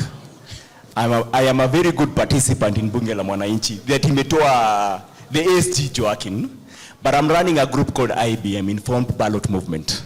I admire my sister there vile amesema instead of using so much conk English, wacha tuongee lugha yenye leleweke ya mtaa. To the mheshimiwa, our dear MP, you know there is a reason why certain MPs will be called former MP, not the incumbent MP. And your views actually inaonyesha kwa nini you're not another term as a member of parliament. Why am I saying so? It's because I totally disagree with your view of the tribal argument. Kwamba you address the issue of tribalism. Na ukasema kwamba there's a group or maybe a community. The advantage has always been kwamba when they get power, they use it to their own resources. I'll actually point out a very good view in 2022. Kuna mtu anaitwa Mudavadi and Wetangula. Sawa sawa? When they went to negotiate for a seat to the current government, wali negotiate on behalf of the whole of Western. Kwamba ni 30% lazima tupate. Right now it is 3 years down. Hiyo 30% ukiuliza Mudavadi, iko wapi? Haiko huko. Then do you want the people in Western to blame Kikuyus when we have our own Mudavadi seated in government? He has the ability to bring resources in Western. We blame the Mount Kenya people. The tribal argument does not lay basis hapo kwa hiyo point yako. And I agree with Joakim the SG. Kwamba a leader, it only depends na character yake. If he has goodwill, atafanya kazi. The issue about this country, in as much as mnajaribu kuleta the tribal card, is because we have leaders purely when they do not have goodwill to serve this country. And I'll give you a good example in relation to whatever you are arguing. You know, you guys are talking about the public debt, but there's something you're not also looking at. Do you know the allocation only in education? The allocation only in education, ever since independence, this is the first government that has given the highest allocation in terms of education. This is the first government that has gone beyond 500 billion in terms of education. It has a budget of 700 billion shillings. But if you do not know the value of that amount of money, let me put it this way. Since 2017 to 2022, do you know how much Uhuru Muigai Kenyatta used in education? It was 2.4 trillion shillings. You can check on your facts. Amesema tuongee facts. Sasa tuangalia William Ruto for the 3 financial year ametumia how much? Close to 2 trillion shillings. Iyo education, why are these young men struggling in help? Mbona wana struggle? And yet 2 trillion shillings. 3 years peke yake 2 trillion shillings imeingia kwa education. The first financial year it was over 600 billion shillings. 622. The second financial year was 657 billion. This financial year ameweka 702 billion shillings. Anaambia watu kwamba hata pesa ya examination kwa NEC 5 billion shillings peke yake haiwezi patikana. Yet his trips, the trips that Kibaki alifanya for 10 good years was 33 trips. Ya William Ruto within 3 financial year amefanya 77 at a cost of how much? Pesa ya kupeleka kwa exam ametumia 6 billion shillings kwa trips. That is total wastage. Na tunaongelelea hapa public debt. So my argument is just simple. In as much as we are arguing about public debt, the allocations zenye zinaenda kwa ministry zinafanya kazi gani? Murkomen, the most, yani mimi naweza sema the most actually incompetent minister we have ever had in this country. Incompetent. Incompetent. Check. Do you know how much Ministry of Internal Security has consumed for the 3 financial year? Over 1 trillion shillings. But Murkomen anakuambia kwamba ukienda kwa police station unaenda kucomplain. Askari akikuambia utoe pesa ya mafuta ya gari utoe. Hiyo 1 trillion shilling inaenda wapi? Hiyo 1 trillion shilling for the 3 financial year. Health alone, hii health yenye tunaongelelea SHA. Do you know, and by the way, it's very wrong for someone of your caliber to lack information. It is very wrong. Because health is not entirely devolved. It is not entirely devolved. Do you want to tell me Kenya National Hospital hapa, hospital referral, iko under county of Nairobi? It is not, it is national. It is not entirely devolved. But do you know how much has gone to the Ministry of Health for the 3 financial year? Over 400 billion shillings. Over 400 billion shillings. How many cancer, when wanaumia na cancer, wanaenda nje kutafuta matibabu? Even the elite, there is one person aliongelea hapa cancer. Increase allocation ya cancer kwa SHA from 500B to 800. But my argument is just simple. Kwamba una increase hii pesa kwa hii mambo ya kuhandle cancer. But the hospitals do they have the capacity to handle hiyo ugonjwa? How many cancer patient wanakufa kwa hizo hospitali? So at the end of the day, the problem I have with William Ruto, and my sister there has said a simple thing. Kwamba William Ruto has turned to be a pastor. Hiyo kitu naita occult. Anauza hope kwa Kenya. Tutakuwa kama Singapore, tutakuwa kama nani, but at the end of the day, William Ruto is not solving the issue. And that is my argument. Thank you so much. Thank you very much. Patia yeye makofi tena. Huyu jamaa ameniona sana. Sijui, hebu sema tusikie. Good afternoon, everyone. My name is Omondi Eric. I'm all the way from Maseno. So I see we already veered off from the topic of the day, which was the state of debt of the country. And I'm going to, I'll invite Simiyu, I'll put this as a question to you as well. So the topic of the day was the state of the debt of the country. Now, you people have mentioned terms like odious. I will leave the semantics to Mr. Owidi. But let us look at this, for example. Now, you people have told us that the debt is odious, but the gentleman who started speaking earlier started by saying that it is not wrong for a country to have debt. What is important is what we do with the debt. Now, your party, Safina, you've told us clearly that we have odious debt. We agree partly with that. But you've not told us what you intend to do, other than just mentioning the point of the odious debt. Now, we have a government here that had a very elaborate manifesto when it came in. The government that promised to open up opportunity for the youths. We have a government that is currently working on the road that is going to be the most consequential in the economy of the country. And I have a personal story for those of you who have said that SHA is not working. Because of time, I'm not going to be able to tell that story, but I would just want you to invite you to look at the facts. We have a government that promised so much. We have the Talanta Stadium that is catching up. The most expensive, but we should look at the long term in terms of how is it going to open up opportunity in for finishing. So otherwise, I want to invite you, my fellow comrades, that from the side that is only asking us that we fight the government and not telling us their manifesto or what they intend to do for us, let us examine the manifesto that was given and let's look at the facts, what has been done and what is going to be done in the near future. Thank you very much. I want to go back to this gentleman on the stage. I'm coming back to you guys. Yes. I want to, Odoyo wamekugonga. Wacha nikupe. I thought they would be asking questions, but nevertheless, there was a lady who talked there who worked lyrical about how our business fell, but she didn't tell me President William Ruto's contribution to the falling of her business. I kept on waiting and I never got it. Now there's something we need all to learn, is learn to listen to the people you like what they are saying and the people you don't like what they are saying. And the best way to destroy what they have said that you don't like is lift up your hand and also let yourself be listened to in silence. That is what works. But if you make noise about it, in the end, it will not work. You know what I have learned to do? When I post anything, I make one spelling mistake or grammatical. So everybody is commenting about that, but the message is home. So nobody actually shoots it down. That is a way of dealing with people who act by instinct. We sometimes need to use a little logic. I heard the way the gentleman talked. The only thing I can say, what he has said is largely true, but it has been true like that since 1963. Let's work on a way of sorting it out.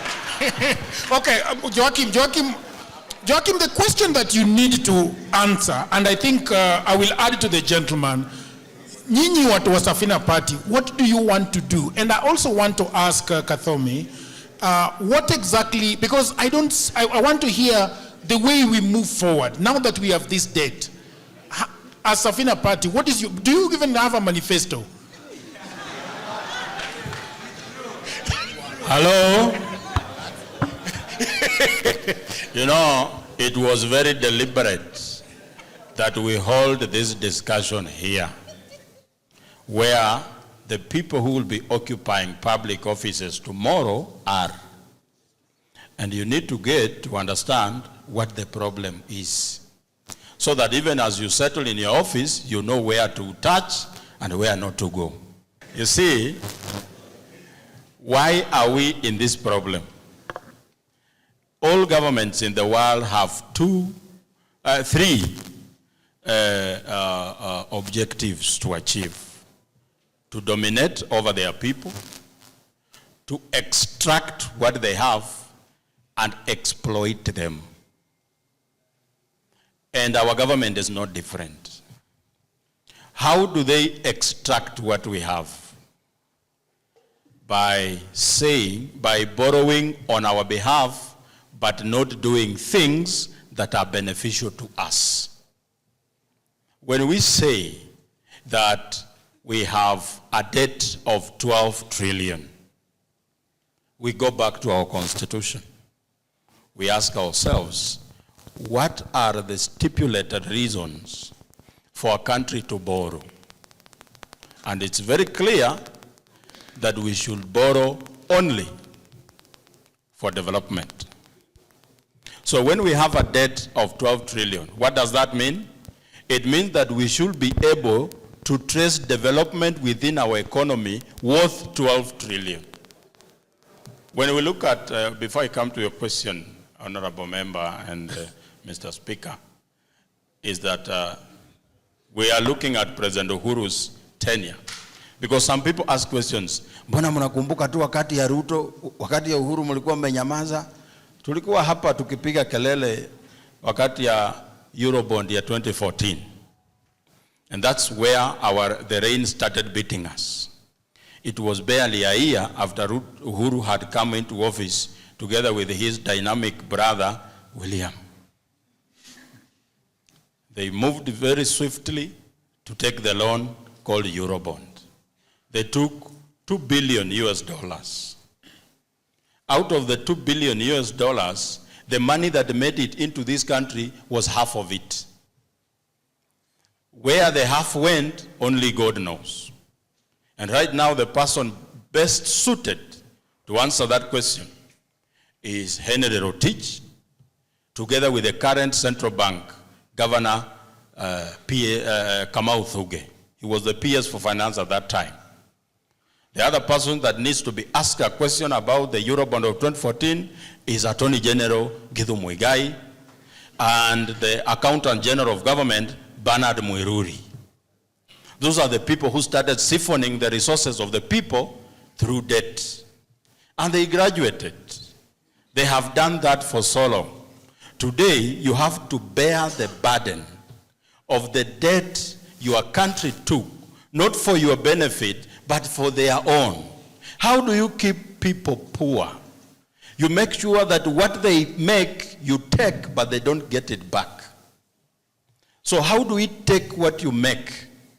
We make sure that we come up with so many deductions on your income. When you have a pay slip, we come up with a house levy. And you can be sure as deaf, you will not benefit from that. And we sit down and think you have devised a way of surviving, even with the house levy. We come up with another strategy of cutting money from your income. Nasema sasa tunataka some fund ya kujenga mabarabara. So at that time, all your income and what you remain with is for survival. The first thing you think about in the morning is how you are going to get the next meal. That's why this government, ukiwauliza, what have you done? Wanakuambia, bei ya unga imeshuka. So that you think about food. As I answer the question, what we intend to do is Safina. And this is the blueprint I want to give everyone so that we need to understand how Safina government will look like. We are very categorically clear that most of the debt we are paying is illegal, and we are not going to pay debt that is illegal. Suspend debt payment pending audit. It's an agenda that is even in the 10-point agenda that formed this broad-based government. So we are not hallucinating. Once you stop paying debt, you audit that debt. And you also need to remember what was John Mbadi saying before he became Minister for Finance. One of the things he promised he will do is that he will publish the debt register. It is a year plus later, they rarely talk about it. Do you know why? Because nearly everyone in government is complicit to that crime. And you need to check how is the external forces contributing to the problem that we have as a country. And I want to pick John Badi also as an example. That who was his first visitor in office? Who visited him first? The World Bank and IMF. Why is World Bank so interested in knowing our new finance minister? When you look at the history of our country, majority of our finance ministers have at one time in their life worked for World Bank or IMF.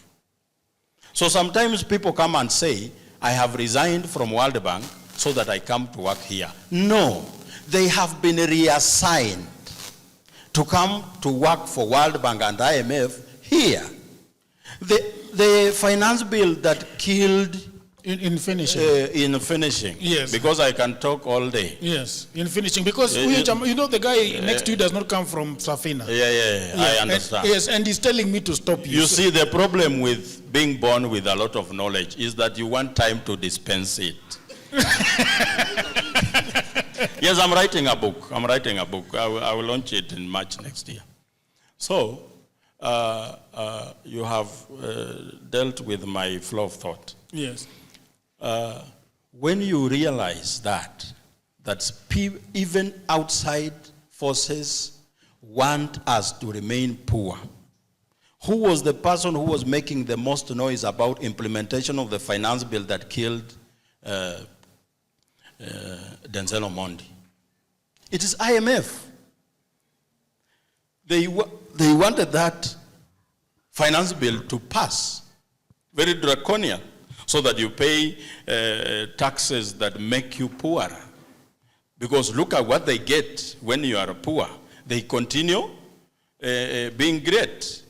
We are a country that imports nearly everything. And why? Because energy in this country is very expensive. The lady that was complaining about manufacturing, and Owidi was wondering loudly how William Ruto contributed to the failure of that business.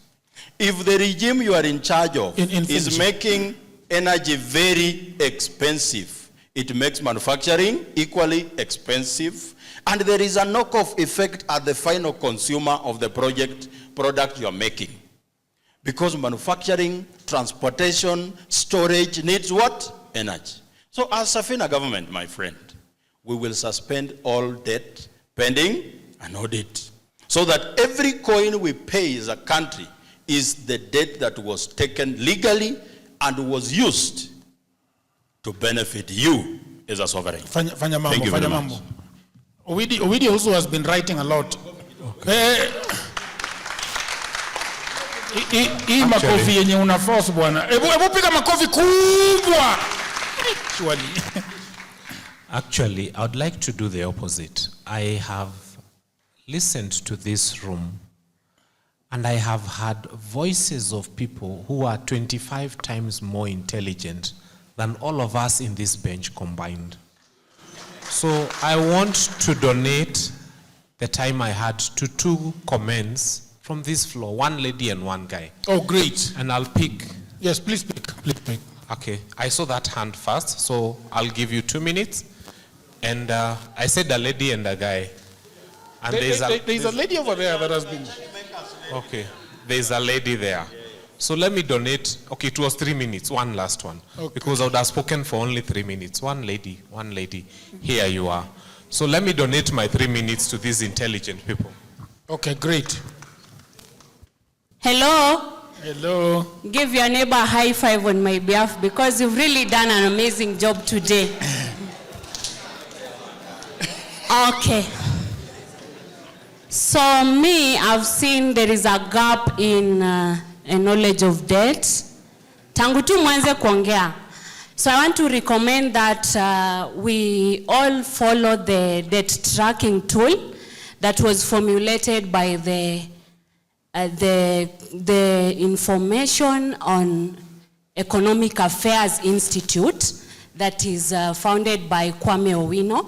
It will give you an overview of how our debt is looking like, from the debt data to the sources to how it is being visualized in terms of trends. I really recommend that as we follow the slogan that Alionya was saying, that going forward, our country is doing badly, and all these debt were taken without our consent, or maybe if they were signed by our members of parliament, but we really need to do something in terms of fixing that.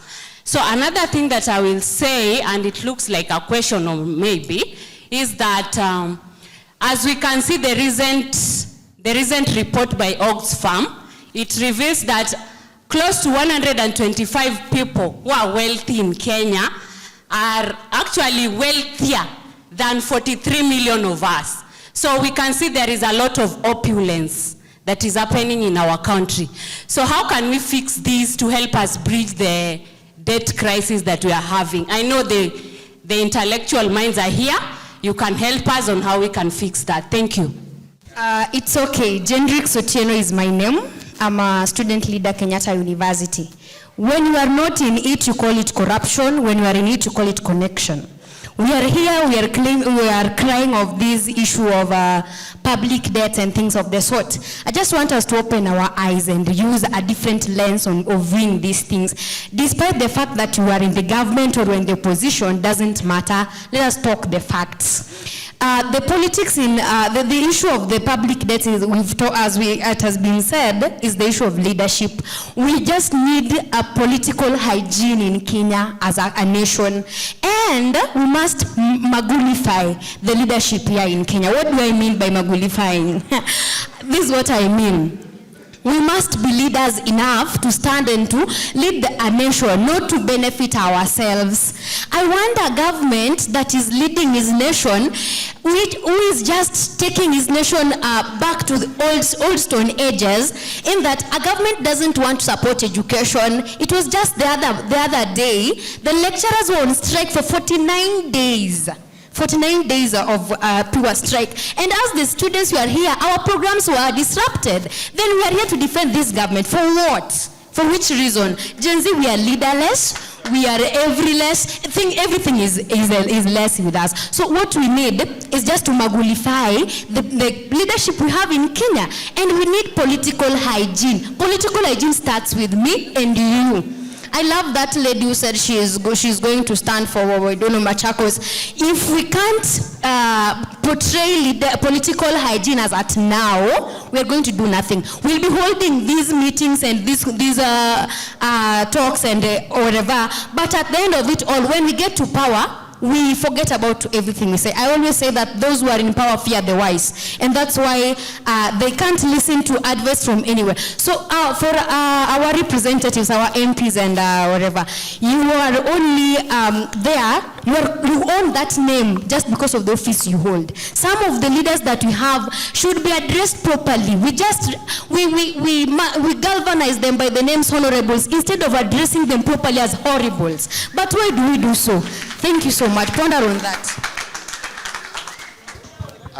My name is Samuel Jobungo. I'm the chairperson of the Revolutionary Students Commission, a student in University of Nairobi. I want to counter what my fellow comrade has said about partyless movement. I want to ask her if she was in the Gen Z demonstration last year. We are not supposed to be partyless. The thing that you are lacking as Gen Z is that we don't have leaders that can forefront our ideas at the front. The thing we lack as Gen Zs, we lack a party that can formulate policies or be at the forefront demanding for our rights. So what should I say right now? I've heard all of us saying about that we have an issue that Gen Z has failed us in registering voters. The reason why Gen Zs are not registering to vote because they don't believe in the system, and it's very evident. Last year, over 1 million Gen Zs demonstrated that the power lies on the street. And I want to say to my friend there that we will not remove you through the ballot. We will remove you through the streets.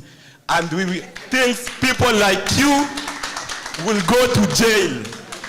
We will have no mercy for our oppressors. Thank you, thank you. And the money you have stolen, we will take it back. And we will hang you. Okay, hey.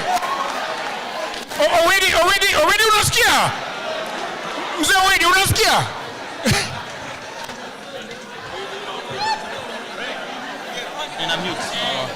Hello. Oh, yes, go ahead. Thank you very much. My name is Lewis Onyango from Kenyatta University. Now, first and foremost, let me come closer. Because I want to dispense wisdom. One, my first question direct to Joakim. I was listening keenly to you when you were talking, and you started telling us what your party is going to do for us when by one day or one time we elect you. But immediately you started, the first thing you mentioned was who visited one and only finance person, that is Mbadi. And we are wondering, as a government, is it only debt that hinders or affect the nation? That one is a question, you'll answer that. Another thing the direct question, this lady who wants to be an MP, I want to tell you vividly enough that you have some people who are supporting you, and let me tell you, you can't say that by now, you people, like the leaders who are seated at the podium, you know they are like the ads, those ads which appear in the PDF when you want to read a PDF. The ads come and disappear. The ad you see it immediately. When you will open the PDF, you'll meet another ad.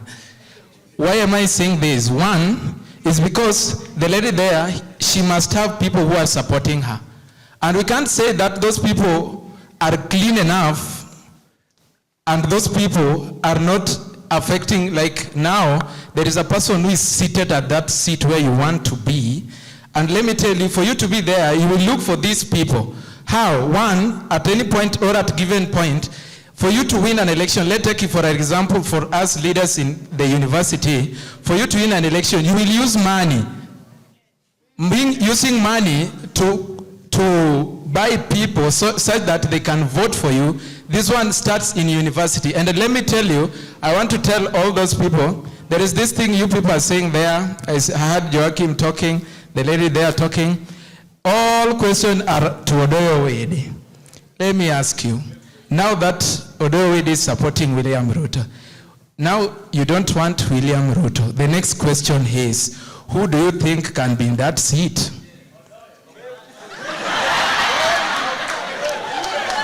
Thank you. I want to, let me finish. Let me tell you. In 1 second. Yeah, in 1 second. Let's be sincere enough. It's better the satanic or the Satan we are used to than the one that we are going to. Let me tell you.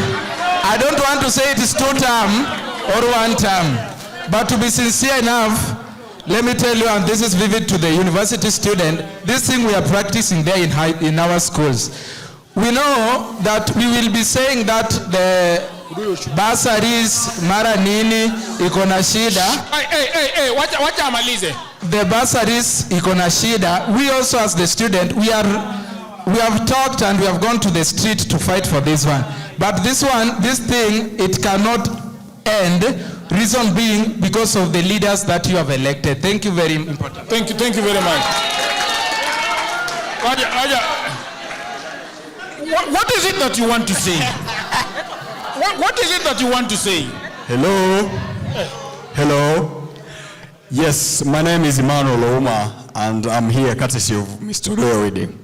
And I want to address 2 things. Number 1, okay, that's good. I want to address 2 things. Number 1, odious debt. Okay. Illicit debt and illegal debt. There is illegal, there is odious, no. There is... There are 2 things. 3 things, right? There are 2 things. Okay. There are 2 things. Odious is the same as illicit. And it is different from illegal. Illegal is against the law. Whatever tests the legality of something is a court of competent jurisdiction.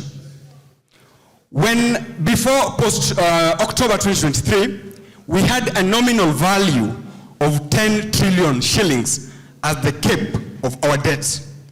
Post 2023 October, we came up with a debt anchor, 55% of our gross domestic product.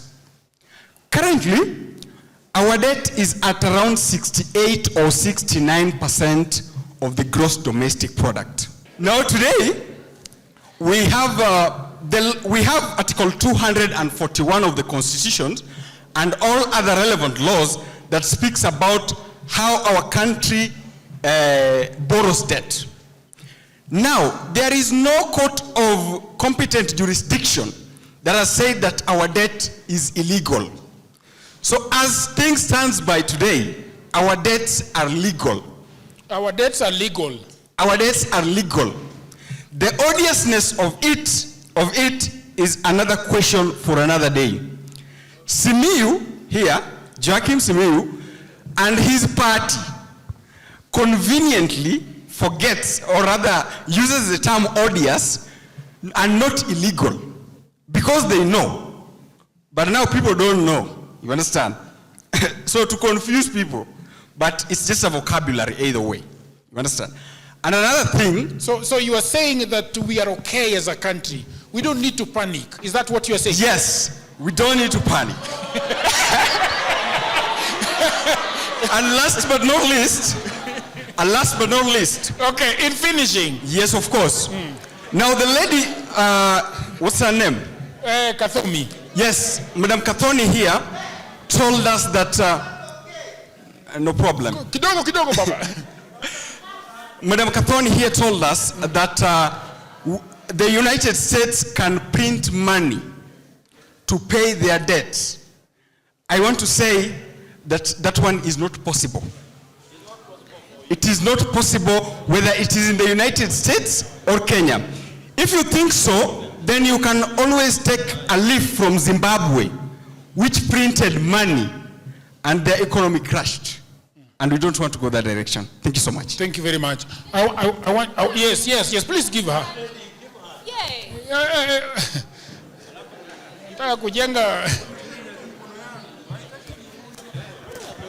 Okay, go ahead, darling. Thank you, everybody. My name is Christabel Ndia. I am the chairlady Changemakers. It's a group of young aspirants. And because we are here, mi naongeanga ukweli, Mr. Wadanganya. Tuko hapa Gen Z. Nani yako na kura? Inua mkono.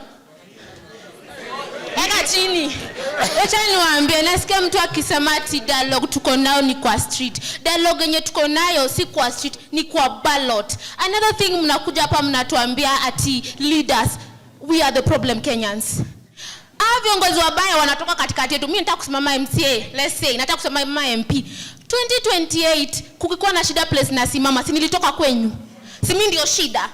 So you as nyinyi kama young people ama wa Kenya, nyinyi wenyewe, nyinyi ndo mna sisi kama wa Kenya ndo tuna sow hizo seeds mbaya. And I'm a good student of Fanya Mambo. Let me just say, and I thank you for giving me this opportunity. What I want to tell you as Gen Z, mnasema sahi ati atu-vote, atufanyi hizo vitu. Gen Z, nani walikuwa goons mbere? Ni sisi young people. Nani bloggers wanalipwa na serikali kuongelelea watu wengine? Ni sisi. Si ndio? Wanatoka among us. So if you want that change as young people, sisi wenyewe, we are so much that we can make that change that we want in this country. Another thing, let me ask Simiyu one thing. Simiyu anasema ati ni wasafina party na Simiyu unaongeleshwa. This is for you. Una support Safina and you are for the young people. Mbere kulikuwa na a young person ametoka Safina. Nimeona ODM wali support Boyd. UDA walikuwa na mtu wao. Where were you in Safina supporting the young person? So that is what I will say. And what I will say, mchukue kura. Okay. Joakim. Mshike hapa chini. Okay, sawa. Mshike. Wisdom. Good evening, everybody. My name is Valencia Orwa. Jagero, this is for you. Next time, ukituletea panelist, kindly bring us people who will not deviate from the topic. Number 2, hii deni mnatuambia Kenya iko na deni. We did not know how these debts were taken. They took the debt without our consent. When you want our opinion now, unatuletea panelists who cannot give us the exact things that we need. Now as Kenyans, me as a Kenyan, nikitaka kulipa hii deni, I want to be told, when was this money taken? How was it taken? What was it taken for? Does it benefit me as a citizen? Now, if you want my opinion to say whether I should pay this debt, then as it stands as at now, I do not know, because mimi sijui pesa inafanya nini Kenya. Now, sisi kama Gen Zs, I want to tell you guys, we are the problem. We choose people who cannot lead us perfectly, alafu tunakuwa na issues. Thank you very much. We are lost. Time imeenda sana. I want to hand it over to Joakim, who is finishing this meeting today. Odoyo.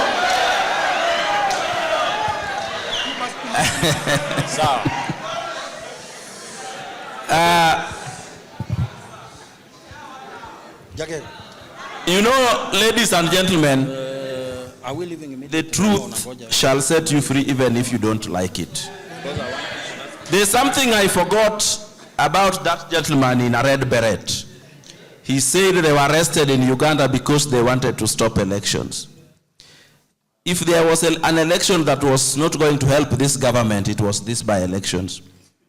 If you could have stopped it to the next general election, I'm sure the government would have minded. So I think you need to look for another reason. And then there is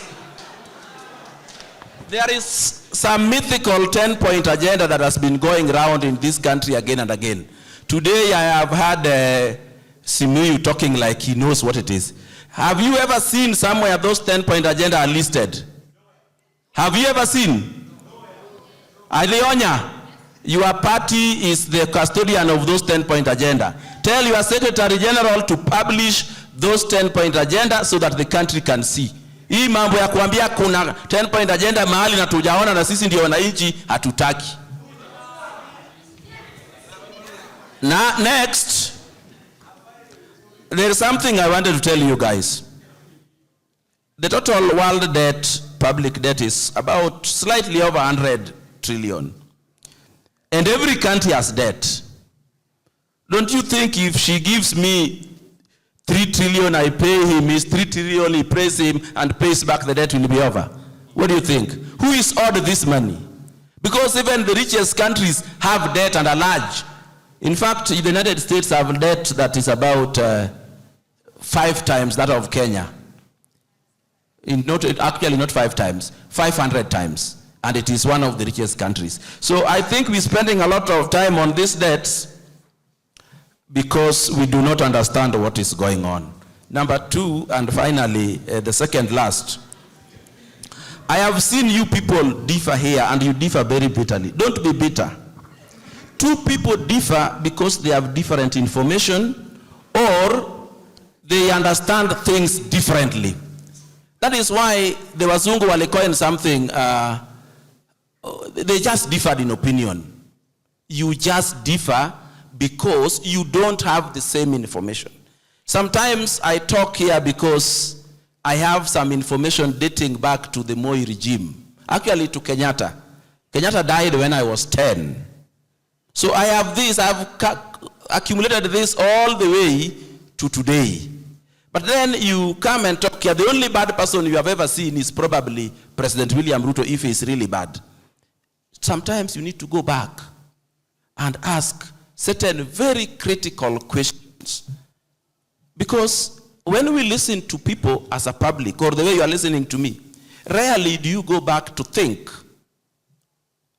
of if what I am saying is really true. As long as it sounds logical, maybe you go and clap. But when you go back and look at it, then you find it's very, very wrong.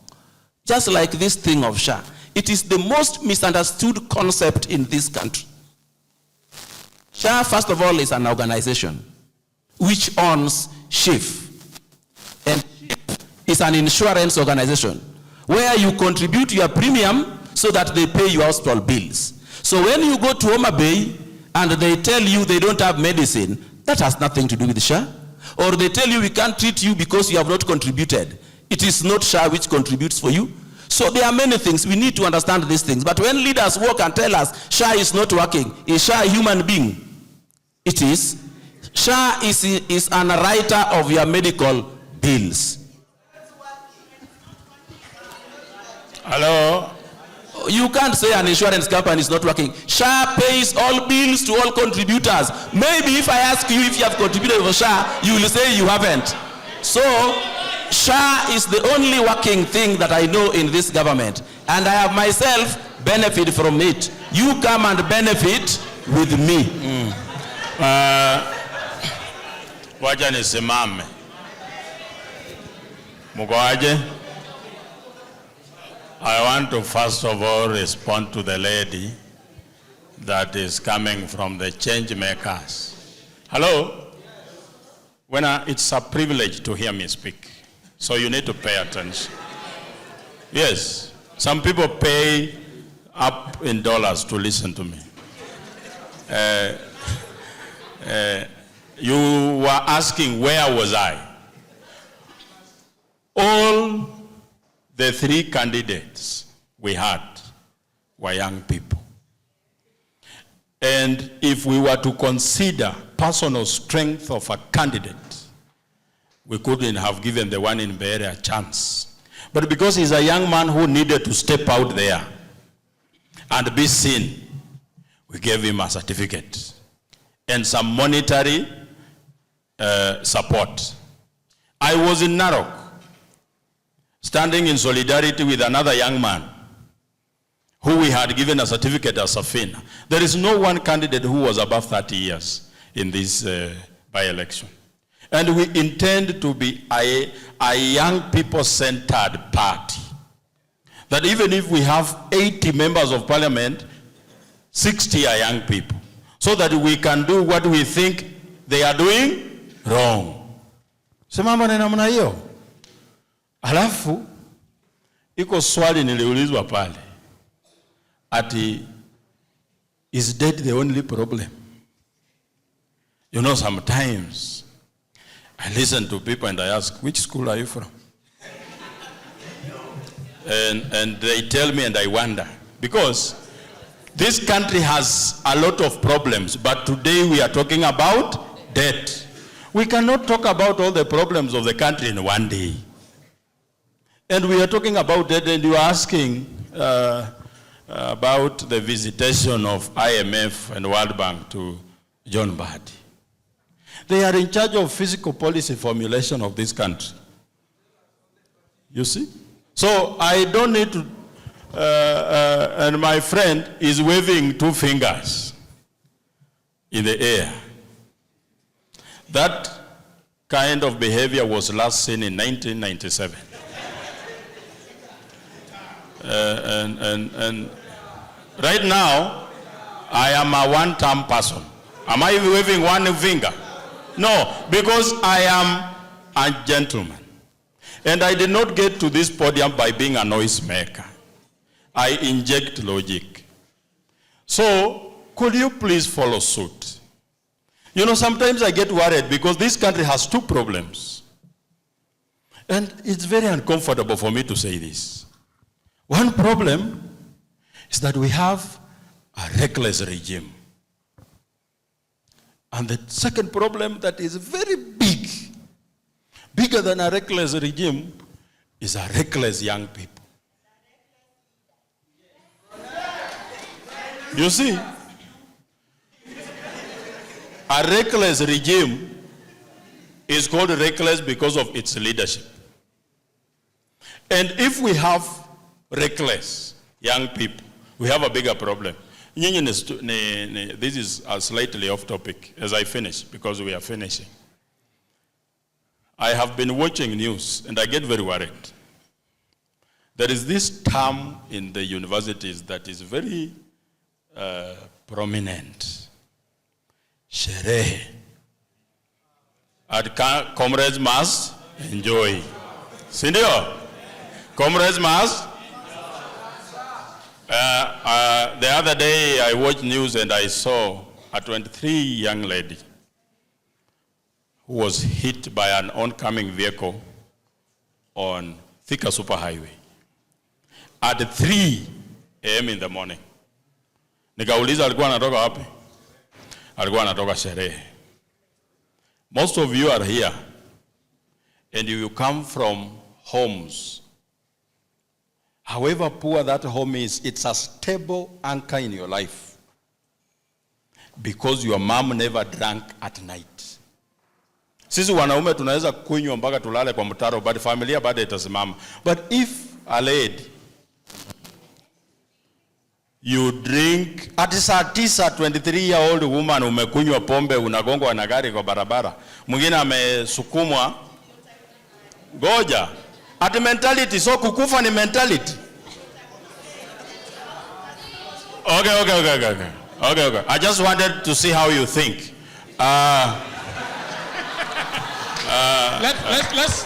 Let me finish by saying it has been an honor for me to be here to have a discussion.